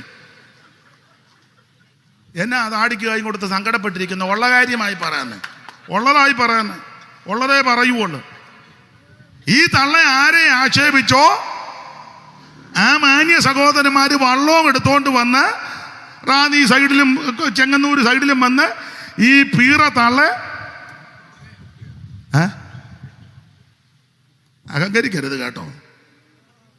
ഞാൻ വലിയ പുള്ളിയാ, ഞാൻ വലിയ കുടുംബശ്രേഷ്ഠതയാ, എനിക്ക് വലിയ അതുകൊണ്ട് ദൈവം നിന്നെ അടിച്ച് നിന്റെ ആപ്പീസ് പൂട്ടും. ജീവനുള്ള ദൈവത്തിന്റെ കൈ വിടുന്നത് അത്ര ഭയങ്കരമാണ്. അപ്പൊ അന്നും ഉണ്ടായിരുന്ന ഗലീലക്കാരോട് വലിയ താല്പര്യമൊന്നുമില്ല. അതുകൊണ്ടല്ലയോ എല്ലാവരോടും ആത്മാവ് നിറഞ്ഞ അന്യഭാഷ പറഞ്ഞപ്പോൾ കൂടി വന്ന 18 ഭാഷക്കാർ ഇവരെല്ലാം ഗലീലക്കാരല്ലേ? കാരണം ഇവര് ഇങ്ങനെ മർമ്മം പറയാറായോ? പറയുന്നതെല്ലാം നല്ല. ഇവര് വിദ്യാഭ്യാസമില്ല, ഗലീലക്കാരല്ലയോ? അപ്പൊ ചുരുക്കി പറഞ്ഞ ഗലീലക്കാരോട് അങ്ങനെ വലിയ തൃപ്തിയൊന്നും ഇല്ല. പക്ഷെ യേശുവിന്റെ ആദ്യത്തെ ശുശ്രൂഷ അവിടെ 4:12 മത്തായി വായിച്ചോ, പെട്ടെന്ന് വായിച്ചോ. മർക്കോസ് 1:14 ആദ്യം വായിരം, എന്നിട്ട് പിന്നെ മത്തായി 4:12 ചേർത്ത് വായിരം. അപ്പം കാര്യം ക്ലിയർ ആകും. മർക്കോസ് 1:12, 14, 16. അനന്തരം ആത്മാവ് അവനെ മരുഭൂമിയിലേക്ക് പോകുവാൻ നിർബന്ധിച്ചു. അത് കഴിഞ്ഞ് പിന്നെ 16 വായിര്. അവൻ ഗലീല കടപ്പുറത്ത് അവൻ ഗലീലയിലോട്ട് വന്നു. ഇനി മത്തായി 4:12 വായിര്. പെട്ടെന്ന് വായിച്ചോ, നേരമില്ല. യോഹന്നാൻ തടവിലായി എന്ന് കേട്ടാറെ അവൻ ഗലീലയ്ക്ക് വാങ്ങിപ്പോയി. അടുത്തത് നസ്രത്ത് വിട്ട് സെബുലൂന്റെയും നഫ്താലിയുടെയും അതിരുകളിൽ ചെന്ന് കടൽക്കരയുള്ള കബർന്നഭൂമിയിൽ ചെന്ന് പാർത്തു. സെബുലൂൻ ദേശവും നഫ്താലി ദേശവും കടൽക്കരയിലും യോർദാനക്കരയുമുള്ള നാടും ജാതികളുടെ ഗലീല ഇങ്ങനെ ഇരുട്ടിലിരുന്ന ജനം വലിയൊരു വെളിച്ചം കണ്ടു. സാക്ഷാൽ വെളിച്ചം യേശു ക്രിസ്തു. ആ സാക്ഷാൽ വെളിച്ചമാകുന്ന ക്രിസ്തുവിന്റെ, എന്റെ ഭാഷയാ, കന്നി പ്രസംഗം ഗലീലയില്. അത് അവിടെ നടക്കുമെന്ന് യെശയ്യാവിന് വെളിപ്പെട്ടു. അതാ യെശയ്യാവ് 9. അങ്ങനെ വെളിപ്പെട്ടപ്പോൾ തിമിരം മാറി, അന്ധത മാറി, ഇരുട്ട് മാറി. ഇന്ന് രാത്രി ജീവിതത്തിന്റെ, ദേശത്തിന്റെ, നാടിന്റെ ഇരുട്ട് മാറ്റുന്ന മാർഗമാ സുവിശേഷം. കുടുംബങ്ങളുടെ ഇരുട്ട് മാറ്റുന്ന മാർഗമാ സുവിശേഷം. സാക്ഷാൽ വെളിച്ചം യേശു ക്രിസ്തു. ഇന്ന് രാത്രി യേശു ക്രിസ്തു എവിടെ വരും, എവിടെ ഉയർത്തപ്പെടും, അവിടുത്തെ അന്ധത മാറും, തിമിരം മാറും, ഇരുട്ട് മാറും. ഇന്ന് രാത്രി ആരൊക്കെ യേശുവിനെ ഉയർത്തും, എവിടൊക്കെ യേശുവിനെ ഉയർത്തും, അവിടെല്ലാം അവൻ വെളിച്ചമുണ്ടാകും. Praise the lord. Simon sir പാടിയ ഒരു പാട്ടിന്റെ വരിയുണ്ട്. വെളിച്ചത്തിൻ, രാവിലെ പാടുന്നതാ, വെളിച്ചത്തിൻ കതിരുകൾ വിളങ്ങും ഈ സമയത്ത് വെളിച്ചത്തിൻ കതിരുകൾ വിളങ്ങും ഈ സമയത്ത് ഓ വെളിച്ചമാം യഹോവയെ സ്തുതിക്കണം അവൻ ജനം വെളിച്ചമാം യഹോവയെ സ്തുതിക്കണം അവൻ ജനം വെളിച്ചത്തിൻ കതിരുകൾ വിളങ്ങും ഈ സമയത്ത് വെളിച്ചത്തിൻ കതിരുകൾ വിളങ്ങും ഈ സമയത്ത് വെളിച്ചമാം യഹോവയെ സ്തുതിക്കണം അവൻ ജനം. കരമുയർത്തി ദൈവത്തിന് മഹത്വം കൊടുക്കുക. അപ്പോൾ യെശയ്യാവിനെല്ലാം വെളിപ്പെടുകയാണ്. കാരണം യേശുക്രിസ്തുവിന്റെ തേജസ് കണ്ടു കഴിഞ്ഞപ്പോൾ ഇതെല്ലാം ഓർഡറായിട്ട് അങ്ങോട്ട് വെളിപ്പെട്ടു. മാത്രമാണോ ആ കർത്താവിന്റെ മരണം, ശുശ്രൂഷ കഴിഞ്ഞുള്ള മരണം, അതാണല്ലോ 53. നമുക്കെല്ലാം അറിയാം. അത് എല്ലാ ആഴ്ചകളിൽ നമ്മൾ വായിക്കാം. 53 ആ മരണത്തെ അടുക്കടുക്കായിട്ട് അങ്ങോട്ട് വെളിപ്പെട്ടു. പങ്കപ്പാടുകൾ സഹിക്കുന്നത്, പീഡ സഹിക്കുന്നത്, ഉപദ്രവമേക്കുന്നത്, ആക്ഷേപമേക്കുന്നത്, അടിയേൽക്കുന്നത്, തകർന്നിരിക്കുന്നത്, മുറിവേറ്റിരിക്കുന്നത് എല്ലാം ഓരോന്നോരോന്ന് വെളിപ്പെട്ട് മാത്രമാണോ അടക്കം സമ്പന്നന്മാരുടെ കൂടെ അതും വെളിപ്പെട്ടു. മാത്രമാണോ ഉയർപ്പ് അതും യെശയ്യാവിന് വെളിപ്പെട്ടു. അതിന് ശേഷമായിട്ട് വീണ്ടും വരുന്ന കാര്യം അതും വെളിപ്പെട്ടു. ഭരിക്കാൻ വരും 32 ഇടയ്ക്കത്തെ എല്ലാം വിടുക, നേരമില്ലാത്ത കൊണ്ട് 32 വായിര്. രാജാവ് നീതിയോടെ ഭരിക്കും. ഇവിടെ ഭരിക്കുന്നതൊന്നും ശരിയാകുകയല്ലെന്നാ പറഞ്ഞതിൻ്റെ അർത്ഥം. ശരിയാക്കാനൊക്കെ പലരും പറയുന്നെങ്കിലും ശരിയാകുകയല്ലെന്നാ പുസ്തകം പഠിപ്പിക്കുന്നത്. അതങ്ങനെ തന്നെ ആണല്ലോ. വേട്ടമല പണ്ടൊരു പാട്ട് പാടി, ഇതുവരെ ഭരിച്ചവരിൽ നിന്നും സ്വർഗസ്ഥനേറ്റെടുക്കും. ഇവിടെ ഭരിച്ച ആര് ഭരിച്ചാലും ശരിയാകുകയല്ല. ബാബിലോൺ സാമ്രാജ്യം ഭരിച്ചു, ശരിയായില്ല. മേദ്യ പേർഷ്യ ശരിയായില്ല. ഗ്രീസ് ശരിയായില്ല. കാളായസത്തിൻ്റെ കാഠിന്യമുള്ള റോമൻ സാമ്രാജ്യം അതും തകർന്നു പോയി. ഇപ്പം ജനങ്ങളുടെ ഭരണമാ ഇരുമ്പും കളിമണ്ണും യോജിക്കുന്നില്ല, ശരിയാകുകയില്ലെന്നായി പറഞ്ഞ്. ഇപ്പോൾ ബഹുമാനപ്പെട്ട പ്രധാന മുഖ്യമന്ത്രി പിണറായി വിജയൻ ഇവിടം ഭരിക്കുന്നു. കേന്ദ്രത്തിൽ ബഹുമാനപ്പെട്ട നരേന്ദ്രമോദി ഭരിക്കുന്നു. വേദപുസ്തകം പഠിപ്പിക്കുന്നത് അമേരിക്ക പ്രസിഡന്റ് ഇപ്പോൾ അവിടെ ട്രംപ് ഭരിക്കുന്നു. ലോകത്തിൽ പലരും ഭരിക്കുക, ശരിയാകത്തില്ലെന്നാ ഈ പുസ്തകം പഠിപ്പിക്കുന്നത്. അല്ലാതെ അങ്ങനെ തന്നെ ആണല്ലോ. പിന്നെ ആര് ഭരിച്ചാൽ ശരിയാകും? യേശു ഭരിക്കും. യേശു ഭരിക്കാൻ വരും. നമ്മൾ പ്രഭുക്കന്മാർ. അതുകൊണ്ടാണ് ഈ വെളിപ്പാടുള്ള ദർശനമുള്ള ദൈവമക്കൾ ഈ ഇലക്ഷന് നിൽക്കാത്തത്. സ്തോത്രം. അതുകൊണ്ടാണ് വെറുതെ പള്ളും ചള്ളും കേൾക്കാന്നല്ലാതെ. സ്തോത്രം. ഞാൻ എന്തോ പറഞ്ഞാലും പുള്ളി പറഞ്ഞു ഇവിടെ ആരുമില്ലെന്ന്. എന്തോ ആണോ? ഇവിടെ ഉള്ളവരുടെ കാര്യം തന്നെ അല്ലല്ലോ പറയുന്നത്. ഈ ഓൺലൈനിലുണ്ട്, ഇതിനകത്തൊക്കെ കാണും. പിന്നെ അപ്പൊ ശ്രദ്ധിക്കുക, ഇത് വെളിപ്പാടുള്ള ദൈവമക്കൾ അതുകൊണ്ട് നിൽക്കത്തില്ല. ഭരിക്കുന്നവർക്ക് കൊണ്ട് പ്രാർത്ഥിച്ചോണം. ഇനി ഇവിടെ ശരിയായ ഭരണം യേശുവിന്റെ ഭരണമാണ്. ഇതുവരെ ഭരിച്ചവരിൽ നിന്നും സ്വർഗത്തിനേറ്റെടുക്കും. അന്ന് നാസിസം, ഫാസിസം, എത്തിസം, പാന്തിസം, കമ്മ്യൂണിസവുമില്ല.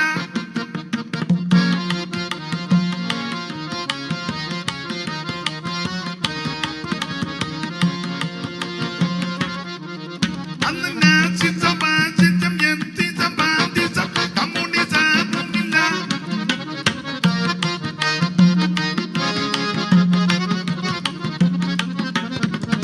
നാസിസം, ഫാസിസം, എത്തിസം, പാന്തിസം, കമ്മ്യൂണിസവുമില്ല. അന്ന് ലീഗലിസമോ മോഡേണിസമോ കോൺഗ്രസോ ഇല്ലവിടെ. അന്ന് ലീഗലിസമോ മോഡേണിസമോ കോൺഗ്രസോ ഇല്ലവിടെ. ഈ ലോകത്തെ ഭരിച്ചിടുവാൻ ശാലമിൻ രാജാതിരാജൻ വരും. ഈ ലോകത്തെ ഭരിച്ചിടുവാൻ ശാലമിൻ രാജാതിരാജൻ വരും. ഈ സംഗതി പാരിലില്ല, ഈശനി പാരിടം ഭരിച്ചിടുമ്പോ. ഈ സംഗതി പാരിലില്ല, ഈശനി പാരിടം ഭരിച്ചിടുമ്പോ.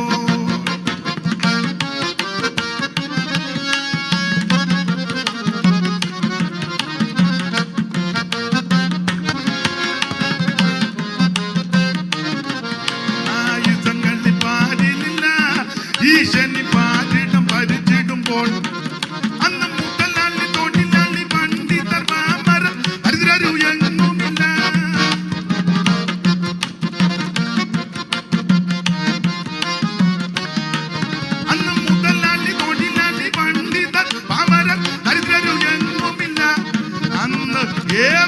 സ്വൈര്യമായി വാഴുന്ന കാലം ഈ ശാലേമിൻ അനുഭവമാ. അന്ന് ഏവരും സ്വൈര്യമായി വാഴുന്ന കാലം ഈ ശാലേമിൻ അനുഭവമാ. ഈ ലോകത്തെ പരിചിടുവാൻ ശാലേമിൻ രാജാതിരാജൻ വരും. ഈ ലോകത്തെ പരിചിടുവാൻ ശാലേമിൻ രാജാതിരാജൻ വരും. ഈ ഭരണകൂടങ്ങളെ തകർത്തുടച്ചിടുന്ന ഭരണമ പുതുതാക്കും.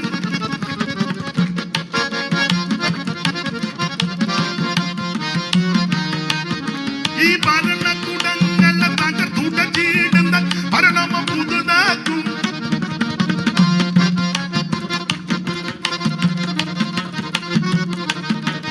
ഈ ഭരണകൂടങ്ങളെ തകർത്തുടച്ചിടുന്ന ഭരണമ പുതുതാക്കും.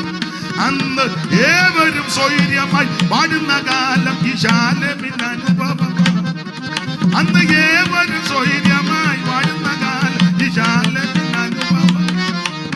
കരമുയർത്തി ദൈവത്തെ മഹത്വപ്പെടുത്ത. ഞാന് പ്രസംഗത്തിന്റെ മുഖവര വന്നതേ ഉള്ളൂ, വിഷയത്തിലോട്ട് വന്നില്ലെങ്കിലും ഇന്നങ്ങ് നിർത്തുക. ദൈവത്തിന് മഹത്വം. എനിക്ക് വചനം പറയുമ്പം ഇങ്ങനെ കേട്ടിരിക്കുന്നവരൊക്കെ ഉണ്ട്, എനിക്കും സന്തോഷമായി. ഈ വചനം എനിക്കും വിടുതല, കർത്താവിനെ പറ്റിയല്ലേ. അതുകൊണ്ട് ഞാൻ ബഹുമാനപ്പെട്ട ജോൺസൺ ദാനിയേൽ അവർ എന്നോട് സമയം പറഞ്ഞിട്ടുണ്ട്, അത് നിർത്തുക. ദൈവത്തിന് മഹത്വം. അല്ലേ, ഇനി അദ്ദേഹം ഇരിക്കാൻ പറഞ്ഞാൽ അത് എനിക്കൊരു ക്ഷീണമാണ്. അതുകൊണ്ടാ ദൈവത്തിന് മഹത്വം. നിർത്തുക. എന്നാ ബൈബിളും പിടിച്ചോ, ഇനി അതിരിക്കുന്നത് ആ പുള്ളി ഇളകുന്ന. എന്നാ വാച്ചും എല്ലാം പിടിച്ചോ. നിർത്തി എല്ലാം നിർത്തി. ദൈവത്തിന് മഹത്വം. ഓരോന്ന് യെശയ്യാവിന് വെളിപ്പെട്ടു. ഇടയ്ക്കത്തെ എല്ലാം വിട്ട് ഒറ്റ വാക്കി പറയാം. ഒടുവിലേ പുതുവാന ഭൂമിയും വെളിപ്പെട്ടു.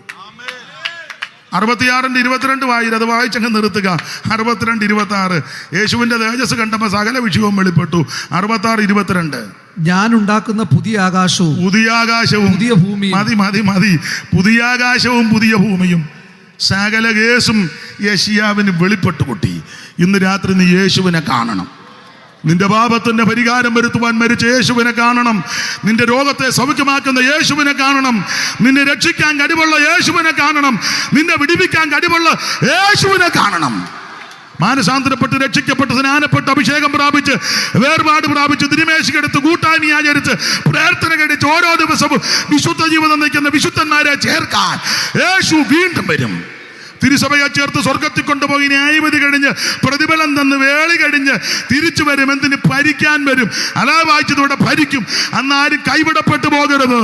ആ ഭരണത്തിൽ ഞാനും നിങ്ങളും കാണണമെന്നായി പറഞ്ഞത്. മാത്രമാണോ ഈ ഭൂമിയെ ശുദ്ധീകരിച്ച് ന്യായം വധിച്ച് ശുദ്ധീകരിച്ച് ഒരു പുത്തൻ ഭൂമിയും പുത്തൻ ആകാശവും അവിടുന്ന് സൃഷ്ടിക്കും. പുതിയ ആകാശവും പുതിയ ഭൂമിയും.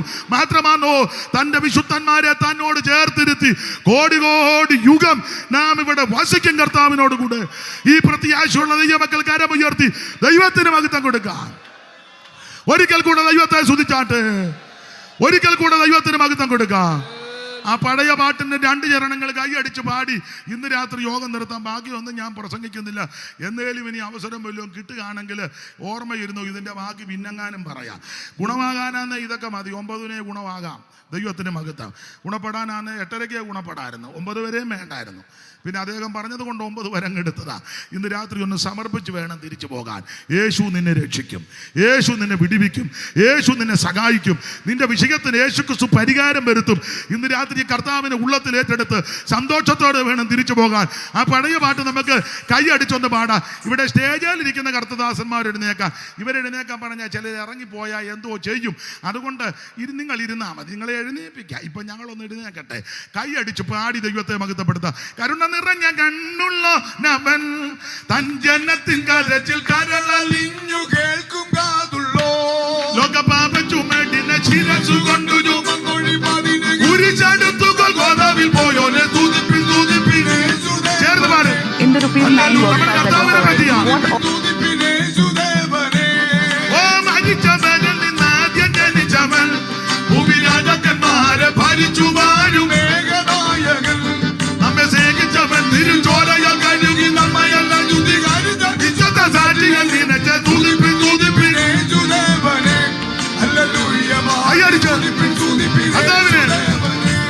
ഓ വഴിക്കും സത്യവും ജീവനും ഇവനെ. അവൻ അരികിൽ വരുവിൻ വഴിയും ഏകുമേകവൻ.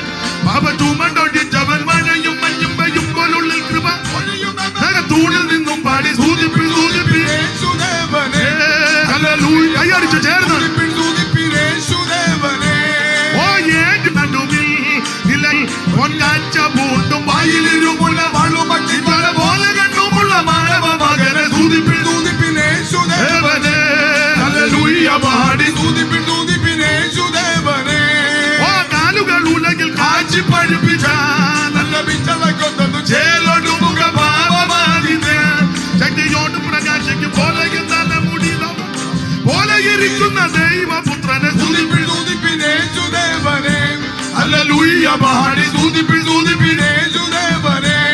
ഓ വളരെ വെള്ളത്തിൽ ഇരച്ചു കൊത്തതും ശവകല്ലറയിൽ നിന്നും വെള്ളിയ മരിച്ചൊരു ഉയർന്നു വരുവാനായി ഇതൊക്കെ വല്ലഭമുള്ളതും എളിയ ജനം ജനിക്കുന്നു വലിയ ഗംഭീര ശബ്ദമുള്ളോനെ സ്തുതിപ്പിനേശുദേവനെ ഹല്ലേലൂയ പാടി സ്തുതിപ്പിനേശുദേവനെ. വലിയ ദൈവദൂതന്റെ ശബ്ദവും ദൈവകാകളവും തന്റെ വിളിയോടിടകലർന്നു മുഴങ്ങവേ മനലോകത്തിൽ നിന്ന് ചുഴലിക്കും അന്ത്യത്തിൽ വെളിപ്പെടും കാലങ്ങൾ സുട്ടവൻ മക്കളാനന്ദിക്കും സ്തുതിപ്പിനേശുദേവനെ ചേർന്ന് ഹല്ലേലൂയ പാടി സ്തുതിപ്പിനേശുദേവനെ. ഓ മന്നവ മന്നന കലമജികായേ മകവേനയും കർത്തനെ മണ്ണും പെണ്ണും പടച്ചവനെ മനുവരെ മനുനന്ദനെ വരനന്ദനെ മെരിനന്ദനെ രാജനന്ദനെ നിങ്ങൾ നന്ദിയോടെ പാടി സ്തുതിപ്പിനേശുദേവനെ ഹല്ലേലൂയ പാടി സ്തുതിപ്പിനേശുദേവനെ ഹല്ലേലൂയ പാടി സ്തുതിപ്പിനേശുവേ യേശുനാമത്തിൽ ഹല്ലേലൂയ അവൻ അകലെ കളയുമേ യേശുരാജവിനോ ജന നല്ലവനാമേ യേശുരാജൻ വരും സർവ്വവല്ലഭ യേശുവേ വേഗം വരണമേ സ്തുതിപ്പിനേശുദേവനെ ഹല്ലേലൂയ പാടി സ്തുതിപ്പിനേശുദേവനെ. ഓ സ്തുതിപ്പിൻ ലോകത്തിൻ പാപം ത്യജിക്കുവാൻ അധിപനായി വന്ന ദൈവം ചേർന്ന് കൈയടിച്ച് സ്തുതിപ്പിനേശുദേവനെ ഹല്ലേലൂയ പാടി സ്തുതിപ്പിനേശുദേവനെ. ഓ കരുണ നിറഞ്ഞ കണ്ണുള്ളവൻ അഞ്ജനത്തിൻ കരച്ച് കരളലിഞ്ഞു കേൾക്കുകാതുള്ളോ കരുണ നിറഞ്ഞ കണ്ണുള്ളവൻ ചേർന്ന് പാടാൻ കരളലിഞ്ഞു കേൾക്കുകാതുള്ളോ. ഓ കരുണ നിറഞ്ഞ കണ്ണുള്ളവൻ അഞ്ജനത്തിൻ കരച്ച് കരളലിഞ്ഞു കേൾക്കുകാതുള്ളോ കണ്ണുള്ളവൻ അഞ്ജനത്തിൻ കരച്ചിൽ കരളലിഞ്ഞു കേൾക്കുകാതുള്ളോ. ഓ ലോകപാപ ചുമടിനെ ശിരസുകൊണ്ട് ചുമന്നൊഴി പതിന് കുരിശെടുത്തുകൊണ്ട് വനവിൽ പോയവനെ സ്തുതിപ്പിനേശുദേവനെ ഹല്ലേലൂയ പാടി സ്തുതിപ്പിനേശുദേവനെ. ഓ സ്തുതിപ്പിനേശുദേവനെ ഹല്ലേലൂയ പാടി സ്തുതിപ്പിനേശുദേവനെ സ്തുതിപ്പിനേശുദേവനെ ഹല്ലേലൂയ പാടി സ്തുതിപ്പിനേശുദേവനെ.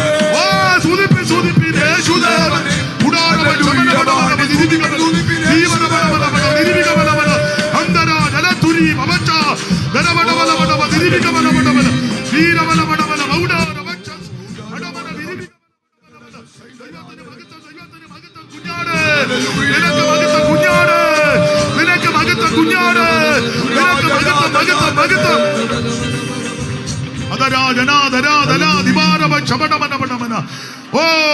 കരമുയർത്തി ദൈവത്തെ സ്തുതിക്കാം. ഒരു മിനിറ്റ് എഴുന്നേറ്റ് എല്ലാവർക്കും നിൽക്കാം. എല്ലാവർക്കും ആക്കമുണ്ടെങ്കിൽ ആരോഗ്യമുണ്ടെങ്കിൽ താല്പര്യമുണ്ടെങ്കിൽ കരങ്ങളൊന്ന് വീശി ദൈവത്തെ മകത്ത് രണ്ട് കരങ്ങളും വീശിയാട്ടെ. ഇന്നും എന്നേക്കും കരങ്ങൾ വീശി ഓ ആർക്കും നമ്മളല്ല ഓ ഇന്നും എന്നേക്കും ഓ വേർപിരിയാതെ ക്രിസ്തുവിൻ കൂടെ പാർക്കും നമ്മളല്ല. ഒരിക്കൽ കൂടെ ഇന്നും എന്നേക്കും വേർപിരിയാതെ ക്രിസ്തുവിൻ കൂടെ പാർക്കും നമ്മളല്ല. ജനമേ യഹോവ നിങ്ങളെ അനുഗ്രഹിച്ച് കാക്കുമാറാകട്ടെ. തിരുമുഖം നിങ്ങളുടെ മേൽ പ്രകാശിപ്പിച്ച് നിങ്ങളോട് കൃപയുള്ളവനാകട്ടെ.